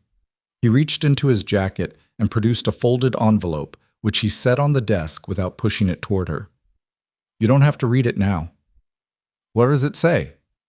That the operation last night is classified at a level that removes it from standard base records. That your presence at Iron Ridge as a civilian contractor is documented with a cover notation. And, he paused, that the file on Captain Evelyn Carter, Special Activities Division, has been amended to reflect an honorable separation rather than a resignation under disputed circumstances. She looked at the envelope. He didn't have to do that, she said. No. Why did he? Mercer considered the question. I think, he said, that Aldrich has been doing this work long enough to know the difference between a person who broke faith and a person who held it when the institution didn't. He looked at his coffee. The file amendment doesn't change anything operational. It just means the record says what actually happened instead of what was convenient to say at the time. She reached out and picked up the envelope. Didn't open it, held it.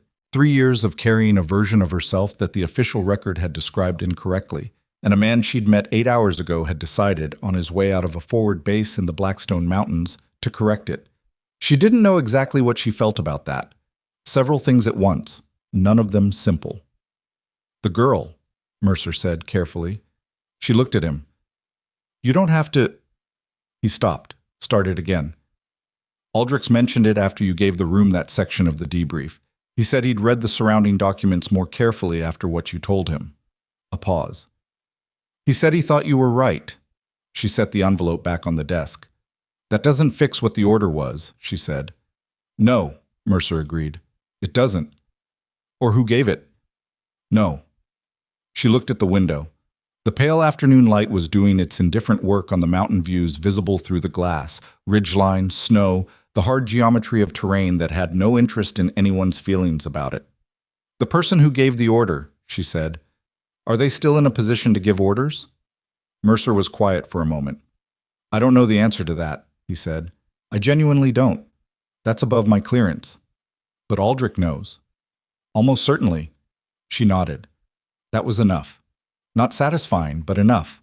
The shape of a thing she couldn't fully see but could feel the edges of. "What happens to the base now?" she asked. She meant it genuinely, not deflection, real curiosity. The operation last night had produced a significant engagement inside the valley. 52 fighters, command element disrupted, unknown number of casualties.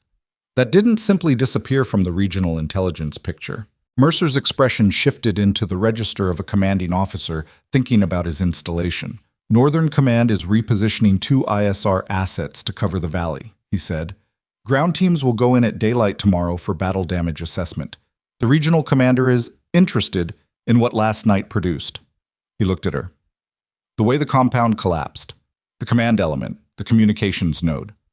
For a 52-person element to lose organizational coherence that fast, they'll want to understand how it was done." "Yes." "What will you tell them?" He studied her. "I'll tell them," he said slowly, "that Iron Ridge had assets in place that I'm not at liberty to discuss further, and that those assets perform beyond any reasonable expectation." He paused. "And I'll tell them the situation was resolved, satisfactorily." "Extraordinarily," he said, and he meant it plainly, without decoration. She looked at her coffee. It had cooled slightly, and she drank it anyway. But Garza found her at 15:30 in the corridor outside the briefing room block, which Emily suspected was not entirely accidental. The young specialist had the quality of someone who managed to be in specific places at specific times without appearing to have planned it. Garza was 24, 25 at most, with the watchful economy of a person who'd grown up learning to read situations before they developed. She was small and held herself in a way that took up less space than she had to, which Emily recognized as a learned behavior. "You got my note," Garza said. "I got your note." Garza looked at the floor for a moment, then back up. "I thought about it for maybe 30 seconds before I pulled the footage. Just so you know, it wasn't a complicated decision. It might have been a consequential one." "Yeah." She didn't look particularly worried about that. "That's what the 30 seconds was for." Emily looked at her. "Your ISR," she said. "Analysis track, secondary and signals." "How long at Iron Ridge?" 7 months. A pause. "Long enough to know which situations get handled quietly and which ones don't." "And you decided this was a quiet one?" Garza met her eyes. "I decided that whoever pulled that footage and ran background queries and opened a classified file in the middle of the night was asking questions, not answering them. And I decided that the person who went through that fence—" She stopped. "You came back with 4 people who were supposed to die before sunrise. That's the only part of it that matters to me." Emily was quiet for a moment. "The queries Price ran," she said. "The background checks. Those are logged. Not the camera pull." Garza's expression didn't change. "And the query logs are in a system I have read access to. They can be. The notation can be adjusted to reflect a routine security review prompted by the alarm, which it was, technically, from a certain angle. You're describing falsifying an administrative record. I'm describing accurate administrative categorization." She paused. "From a certain angle." Emily studied her. Garza held the look without flinching, but there was something underneath the composure. Not nervousness exactly. Something more like the expression of a person who had made a decision based on values rather than calculation and was now discovering what that felt like in practice. "Don't do anything else," Emily said. "The footage, the notation, if that's done, it's done. Don't pull anything further. Don't cover anything that doesn't need covering because overcorrection is what gets people caught." Garza nodded. "And Garza?" "Ma'am." "The analysis track." Emily paused, choosing the words. "You have a specific kind of attention. The way you read situations, the timing on that fence footage, the notation decision. That's not standard ISR. That's something else." Garza looked at her carefully. "There are programs," Emily said. "Not the ones that get advertised through the normal channels. The ones you find because someone who noticed you decides to say something." She let that sit. "Someone noticed you." The corridor was quiet. Somewhere down the hall a door opened and closed. Garza's expression had gone through several things in the span of about 4 seconds and settled into something more still than it had been. "Are you saying such? I'm saying someone noticed you," Emily said again. "What you do with that is your business." She moved past Garza and toward the outer corridor. Behind her, after a moment, Garza said, "Thank you." Emily kept walking. "What?" She packed in 20 minutes. The salon took longer. Not because she had much there. The professional equipment was base issue. The chairs and mirror weren't hers. But there were small things. A photograph she'd pinned to the wall beside the mirror 3 months in. Mountains, no people, somewhere she'd been years ago that she'd carried with her as a kind of orientation point. A specific brand of clipper oil that she'd ordered through 3 different supply channels because the base issue brand left residue. A small plant on the window ledge. A succulent that one of the soldiers had brought her as a joke after she'd mentioned once that the salon needed something alive in it, and which she'd kept alive for 8 months against all reasonable expectation. She left the plant on the window ledge. She took the photograph. Mercer was at the main gate when she came through it at 1700. He wasn't alone. One of the junior officers was nearby on some legitimate errand, and 2 gate guards were doing their job. But he was there in a way that was specifically intentional, standing to the side of the vehicle lane with his hands in his jacket pockets, watching her approach. She stopped in front of him. "Transport's arranged," he said. "There's a vehicle going to the airfield at Coldwater Junction at 17:30. They know to expect 1 additional." "Thank you." He nodded. He looked like he had more to say and was measuring it. "Iron Ridge is going to need a new hairdresser," he said. "Post a listing. You'll get someone good." "Doubt it." She looked at him for a moment. "Colonel," she said, "Mercer's fine." "Mercer." She paused. "You ran a tight base for 11 months with a woman in your salon who wasn't what her paperwork said, and you never pushed past what the situation showed you. That's either very trusting or very perceptive." He thought about it. "I noticed things," he said. "Same answer you gave Hale." "What did you notice?" He was quiet for a moment. Wind crossed the gate area, picking up dust from the gravel, and he squinted against it briefly. "That you were the calmest person on this base," he said. "In situations where calm people are either very shallow or very deep, and you were clearly not shallow." He looked at her. "And that my people came out of your salon in a different condition than they went in. Not just haircuts, something settled, like they'd been somewhere they could actually say things out loud." She thought about that. "You let that continue," she said. "It was good for the base. Even not knowing who I was. Especially not knowing." He paused. "Knowing would have complicated it." That was true enough to be worth acknowledging. "The convoy you launched last night," she said. "It's still out there.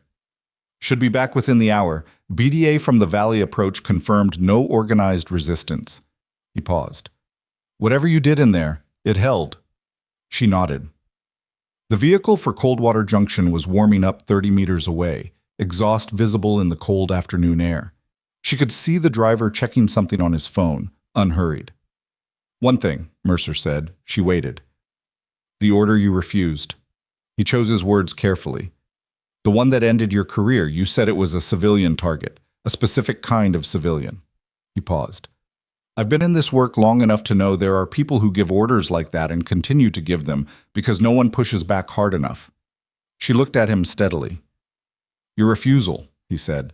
The file amendment. The way Aldrich looked when he came out of this morning's debrief. He paused.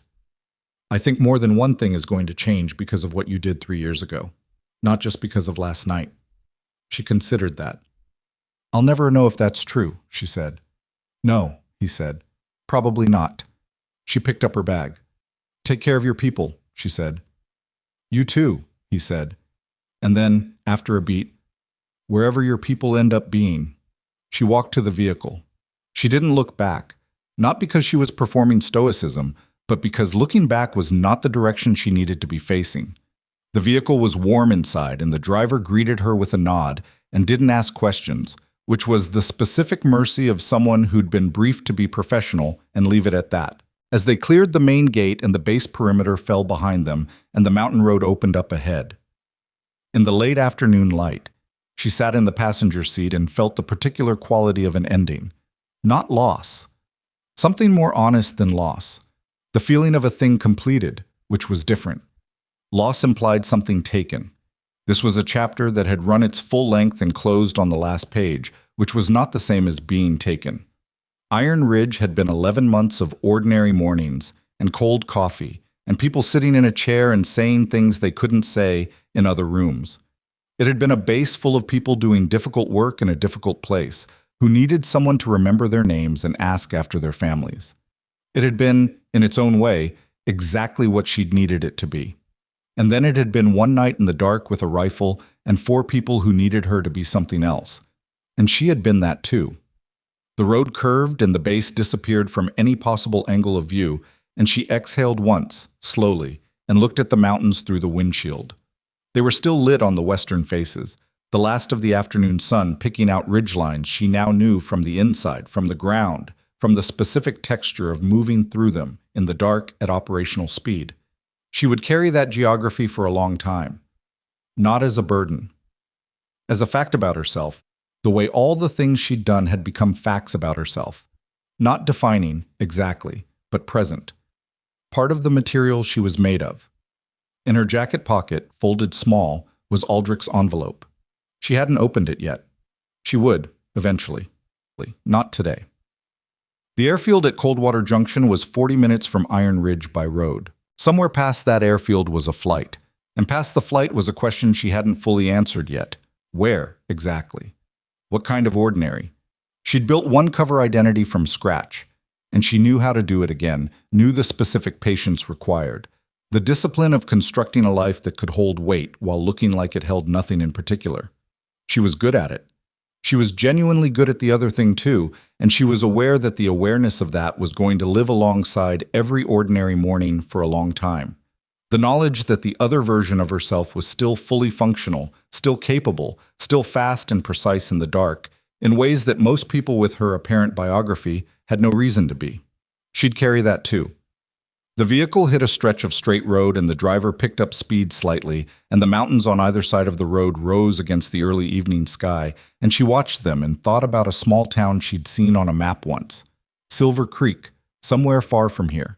Somewhere the winters were milder, and the local economy ran on the kind of ordinary commerce that needed a hairdresser who remembered names. She thought about a shop with a real window.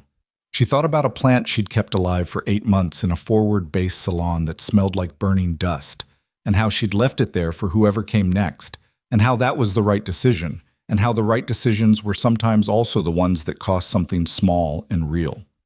The airfield appeared ahead, its lights just starting to matter as the afternoon tipped toward evening. She had a flight to catch. The flight out of Coldwater Junction was a military transport running a supply rotation south, which meant no passenger manifest, no commercial record, nothing that would appear in any database that connected Emily Carter to Iron Ridge or the Blackstone Mountains or anything that had happened in the last 24 hours. She slept on the transport for the first time in 36 hours. Not deeply. The cargo bay was cold, and the engine noise was the specific frequency that never quite let you fully understate, but enough. She woke when the pitch changed for descent and sat with her back against the fuselage wall and watched the other 2 passengers, both logistics personnel, sleep through the landing with the expertise of people who'd done it many times. The airfield they landed at was a mid-tier installation 400 kilometers south, and entirely unconnected to anything she needed to leave behind. She thanked the crew chief, who nodded without curiosity, and walked out into air that was 10 degrees warmer than the Blackstone Mountains and smelled like diesel and winter grass instead of rock and elevation. She found a phone at the terminal building and made 2 calls. The first was to a number she'd memorized 3 years ago and never used, a contact point for a documentation specialist who worked outside official channels and asked no questions beyond the technical ones. The call lasted 4 minutes. What she needed would be ready in 72 hours at a location she specified. The second call was shorter. She dialed a number she'd looked up once, 6 months ago, out of something she hadn't let herself name at the time.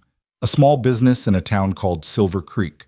A salon, 3 chairs, established 12 years. Current owner looking to take on a second operator based on a notice she'd seen in a regional trade listing she had no logical reason to be reading.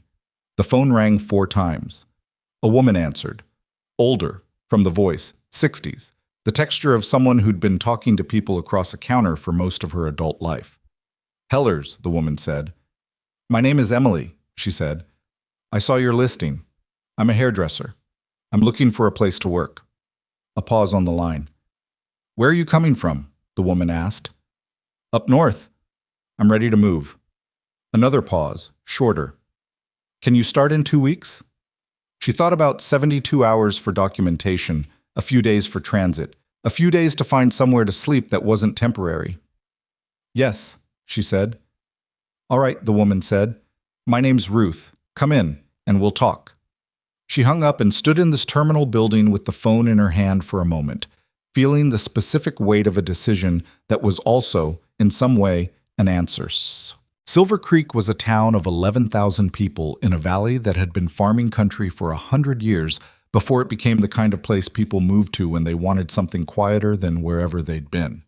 It had 2 traffic lights, a hardware store that had been in the same family since 1987, 3 churches of different denominations that were cordial to each other in public, a diner that opened at 5 in the morning for the agricultural crowd and closed at 9 at night for everyone else, and a main street that was neither picturesque enough to be a tourist destination nor run down enough to be a problem. It was exactly what she'd been looking for without having known she was looking. Heller's salon sat between a pharmacy and an insurance office on the main street, with a large front window that got afternoon light and a sign that Ruth Heller had put up in 1991 and never felt the need to replace. Inside, 3 chairs, good mirrors, a back room with a washing station, and the kind of organized clutter that meant the place was actually used rather than staged. Ruth was 63, broad-shouldered, with white hair she wore short and hands that were slightly arthritic but still entirely functional. She'd built the salon from nothing after a first career as a school administrator, and she ran it with the specific competence of someone who had never needed external validation to know they were good at what they did. She looked Emily over on the first day with frank, unhurried assessment. You've done this a while, she said. It wasn't a question. Long enough, Emily said. Where before up north? Military base? Forward installation. Ruth looked at her for a moment. Then she nodded, which closed that line of inquiry in a way that was neither suspicious nor intrusive, just efficient, the way Ruth turned out to do most things. We open at 8, Ruth said. Last appointment at 6. Saturday mornings are walk-in only, and they get busy, so don't make plans Saturday mornings. Understood. And we remember names here, she looked at Emily. Not just the regulars, everyone. You remember a name, you remember a face, people come back. I know, Emily said. Ruth handed her a smock. Good, she said. First clients at 8:15 town. The first 3 months in Silver Creek were the process of becoming someone. Not performing it, actually doing it, which was different and harder and more real. She found an apartment above a hardware store 4 blocks from the salon, 2 rooms and a bathroom and a kitchen window that faced east, which meant she woke to light rather than darkness. She learned the town in the way she learned all environments, thoroughly, quietly, building a map that was both physical and human. Where people gathered, what the patterns were, who knew whom and in what capacity. She was not this time building that knowledge for operational reasons. She was building it because she lived there. The distinction felt important in ways she couldn't always articulate but could feel in the difference between arriving in a place and inhabiting one. She made mistakes. Small ones, the civilian kind. She forgot about a dentist appointment she'd made and hadn't written down because she'd spent years relying on operational memory for things that needed to be written down. She burned rice twice in the first month because she kept doing other things while it cooked and lost track of time in ways she'd never lost track of time in the field. She locked herself out of the apartment on a Tuesday evening in January and had to call the landlord, a man named Gerald Poole, who was 70 and deeply untroubled by anything, who drove over in 15 minutes and opened the door without making her feel idiotic about it. These were the textures of ordinary life. She was learning them the same way she'd learned everything else. Through repetition, through attention, through the willingness to be bad at something until she wasn't. Ruth noticed things, not obtrusively. She wasn't the kind of person who pried, but she had 35 years of reading people across a counter, and Emily was aware, in their first weeks together, of being read. Not with suspicion. With the careful interest of someone who recognized a specific quality in another person and was deciding what to do with that recognition. What Ruth did with it, ultimately, was nothing except continue to be exactly who she was, which Emily came to understand was its own kind of statement. In February, 4 months after Silver Creek, she opened Aldrich's envelope. She'd been carrying it in the same jacket pocket the whole time. Not every day. The jacket was a winter jacket, which in this valley meant October through March, and she'd put it on and felt the envelope's weight and left it unread because she hadn't been ready, and she was done doing things before she was ready. She was ready in February. She sat at her kitchen table with the east light coming in, coffee that was still hot, and opened the envelope. Inside was a single page. Military document format, sparse language, the specific bureaucratic economy of official records. It confirmed what Mercer had told her. Honorable separation, record amended, Captain Evelyn Carter, Special Activities Division, 8 years of service, 17 documented operations. And at the bottom, added in a notation that didn't use official language, which meant Aldrich had written it himself rather than having it formatted. Assessment note. The judgment demonstrated on Operation Night Passage. Both the extraction itself and the decision not to execute the original Minsk assignment reflects a standard of operational ethics this division should have protected rather than penalized. The amendment of this record is overdue.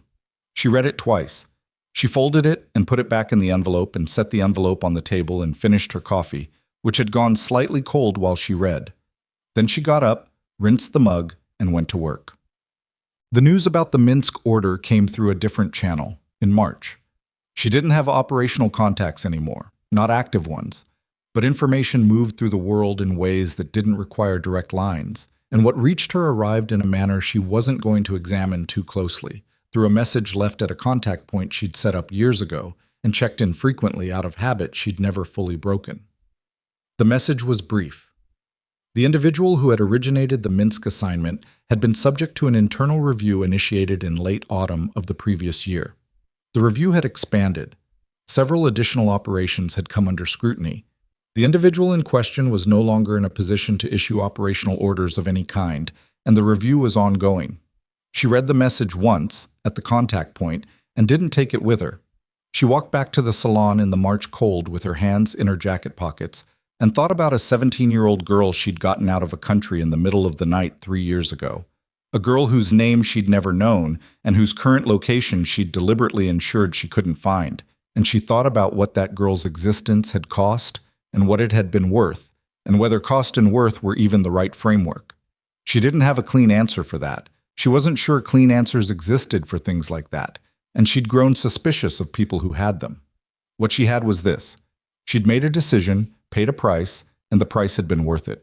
Not because the outcome had resolved neatly, outcomes rarely did, but because the decision had been right, and right decisions remained right regardless of what they cost. And she knew that in the same way she knew her own name. She pushed open the salon door and the bell above it rang, and Ruth looked up from a client in the middle chair. "There's a walk-in," Ruth said. "Back chair." "I see her," Emily said, hanging up her jacket. "What?" Falcon team arrived on a Saturday in April. She knew, when she heard the bell above the door, that it was going to be someone unexpected. There was a quality to unexpected arrivals she'd always been able to feel in the millisecond before resolution, something in the air pressure of a door opening that her nervous system filed as data before her conscious mind caught up.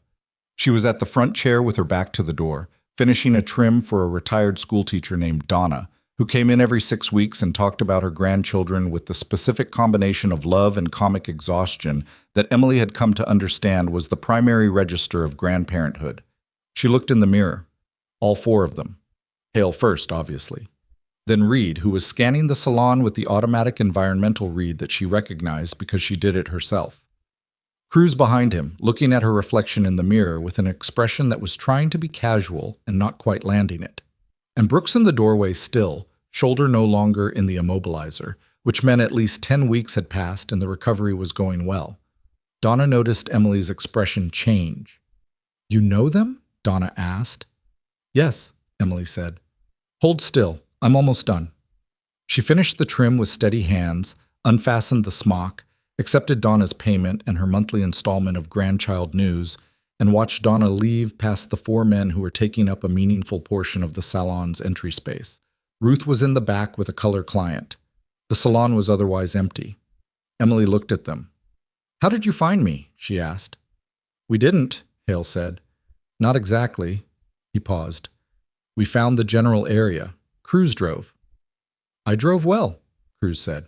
"You stopped at 3 towns before this one." "I was being thorough." "You were being—" Hale stopped. He looked at Emily. "We asked around. Small town, someone always knows the new hairdresser." She thought about Gerald Poole and the hardware store and Ruth and Donna and the retired agricultural equipment dealer named Frank, who came in every 3 weeks and told her about his late wife with the careful love of a man who hadn't finished missing her.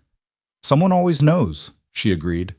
Reed was looking at the salon with an expression of genuine assessment. "This is a nice place," he said. "Don't sound surprised." "I'm not surprised. He looked at her. "It suits you. Is that a strange thing to say?" "A little," she said. "But no." Brooks had come fully inside now, the door closing behind him. He moved carefully still. The shoulder was healing, but she could see the compensation in how he carried himself on that side. The small adjustments that physical therapy hadn't entirely resolved yet. "You're still favoring it," she said. He looked at her. "PT says another month," he said. "PT is probably right. Don't rush the last part. The last part is where people make it worse." "I know." "Do you?" A pause. "I'm working on knowing," he said. She nodded at that, which was all it needed. Cruz had been quiet since Donna left, which was unusual enough that she'd been tracking it. He was looking at the front window, at the main street visible through it, his hands in his jacket pockets. "Cruz," she said. He turned. "Say what you came to say." He looked at her for a moment, then he took a breath. "We didn't come to say anything specific," he said. "We just—" He stopped. Started again, more honestly. "We needed to see that you were somewhere. That you were actually somewhere and it was a good somewhere and not just—" He gestured vaguely, "not just gone." She understood what he was saying. She'd been gone, in one sense, from the moment she'd walked through Iron Ridge's gate.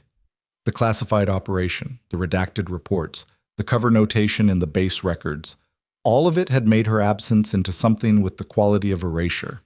And 4 people who remembered the actual night knew the erasure was false, and that knowledge had apparently needed somewhere to go. "I'm somewhere," she said. "Yeah." He looked around the salon again. "Yeah, you are." Hale had been standing back, letting the room have its moment. He did that.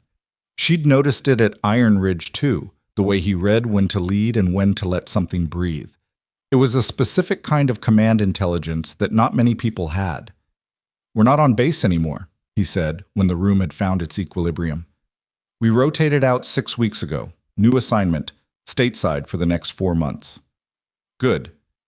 Different tempo." He paused. "Different kind of hard." She thought she understood what he meant. The difficulty of decompression, of being in a place that didn't have the clean priorities of an operational environment. The hard work of being somewhere that required a different kind of presence. "That gets easier," she said. "The different kind of hard. It takes time." He looked at her steadily. "Is that what you've been doing in Silver Creek?" "Among other things." "What other things?" She thought about burned rice and the dentist appointment and Gerald Poole at her door on a Tuesday evening and Donna's grandchildren and Frank's late wife and the east-facing kitchen window and the morning light that came through it. "Learning how to be bad at things without it being a problem," she said. Hale turned that over. She could see him testing it against his own experience. That's harder than it sounds, he said. Yes, she said. It is. Ruth emerged from the back at that point, read the room in approximately 2 seconds with the accuracy of 35 years of people reading, and addressed the 4 men with the pleasant directness of someone who had no context for them and needed none. She's not available to cut hair right now, Ruth said, but if you want to make appointments, I'm open. Reed looked at Ruth with an expression of complete respect. Yes, ma'am, he said. They stayed for 2 hours. Not in the salon. Emily closed at 6 on Saturdays, and it was nearly that anyway, and she walked them to the diner 4 blocks down because they'd driven a considerable distance, and the least she could do was feed them.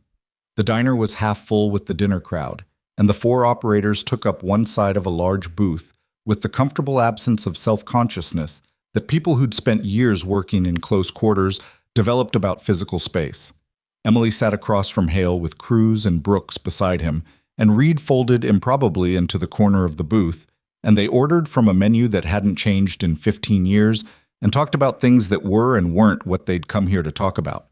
Reed had a sister getting married in June. He was the best man and had not yet written the speech, and was experiencing, by his own description, a level of performance anxiety he had not felt since the first time he'd fast-roped into a hot LZ. Write it like a debrief, Emily said. What happened, in order, what it meant. Speeches aren't debriefs. The good ones are. He looked at her. Then he took out his phone and made a note. Cruz talked about a decision he was weighing, an instructor position that had been offered, a way to pass the operational knowledge forward without being the person always in the forward position. He talked about it the way people talked about decisions they'd already mostly made but needed to hear themselves say out loud. Do it, she said. I haven't decided. Yes, you have. He was quiet for a moment. Yeah, he said. I have. Brooks talked least, which was consistent, but at some point during the meal he said, without particular setup, I told the team surgeon about the shoulder after we got back. Good, she said. I told him it had been an issue for longer than I'd documented. Also good. He was... A pause. He wasn't happy about that part. No, he wouldn't be. But he said... Brooks looked at his plate. He said the fact that I disclosed it mattered, that it was the right thing to do even if the timing was off. It was both of those things simultaneously, she said. That's allowed. He looked up. Yeah, he said. I'm starting to get that. Hale waited until the others had found their way into a separate conversation.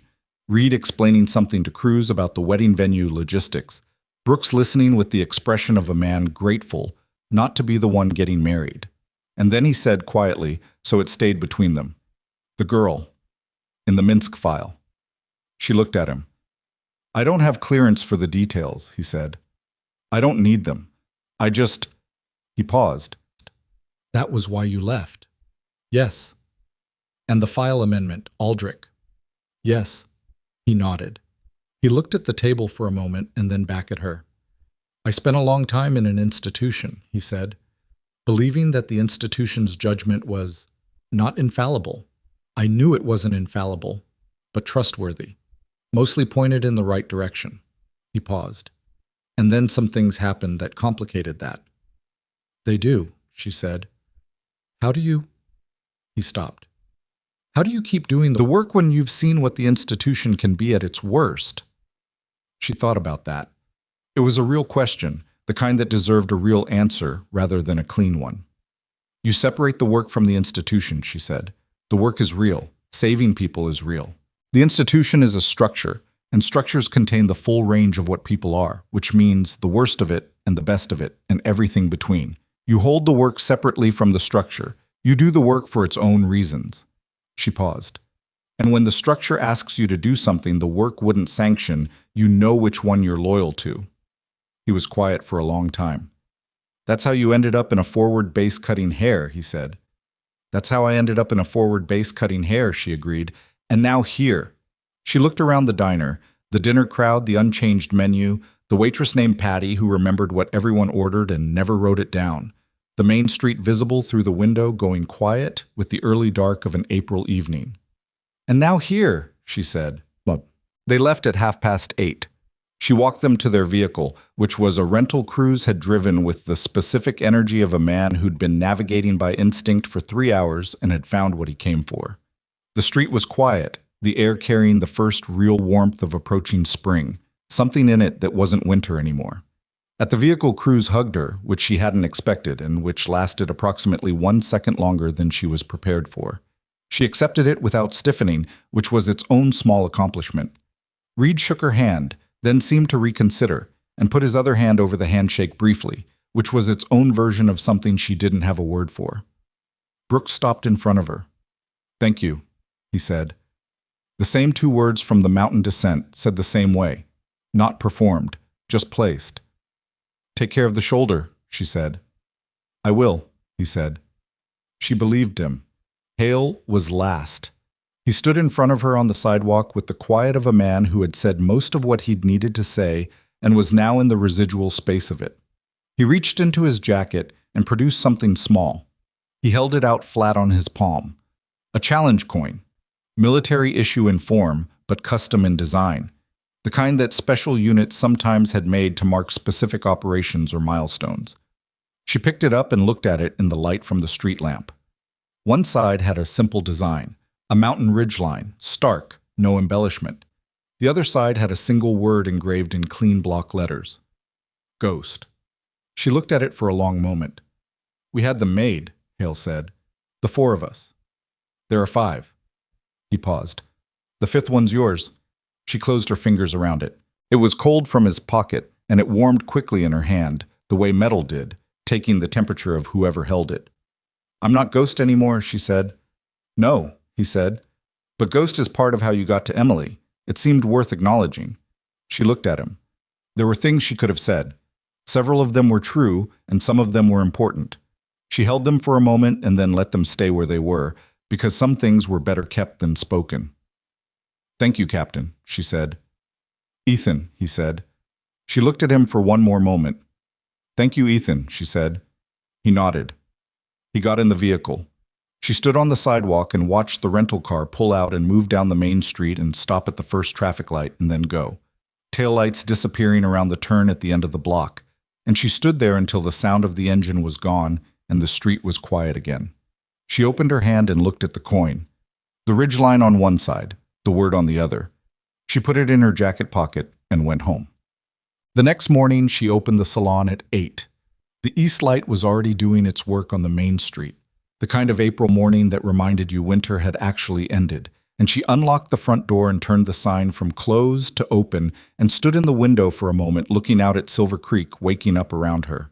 Ruth arrived at 8:10 with coffee for both of them, which had become a ritual she hadn't initiated but had accepted without question, the way you accepted the good things that arrived without announcement. "Sleep okay?" Ruth asked. "Fine," Emily said. Ruth handed her the coffee and looked at her the way she sometimes did. The 2-second read, the assessment, the conclusion kept to herself. "You seem different this morning," Ruth said. Not pointed, just observed. "Maybe," Emily said. "Good different or hard different?" She thought about it. "Both," she said. "At the same time?" Ruth nodded, like that was an answer she recognized. The first client arrived at 8:15. A man named Carl, who worked at the feed supply and had been coming to Heller's for 9 years, and whose hair Emily now cut exactly the way he liked it, without having to ask, because she'd learned it the same way she'd learned everything else here, by paying attention, by being present, by deciding that this place and these people were worth the full weight of her attention and not some portion of it set aside for other concerns. Carl sat in the chair and looked at himself in the mirror, and then looked at her reflection. "How are you?" he asked, the way people asked when they meant it. She met his eyes in the mirror. The coin was in her jacket pocket. The mountain was 400 kilometers north. The east light was coming through the window. "I'm good," she said, and picked up her scissors. She wasn't Ghost. She wasn't Captain Carter. She wasn't the woman the Blackstone Mountains had swallowed and returned in a single night. She was Emily, imperfect, present, choosing this every morning, which turned out to be the hardest and most important thing she'd ever done. The strongest thing a person can do is not the thing that makes the world remember their name. It's the quiet, daily act of choosing the life they actually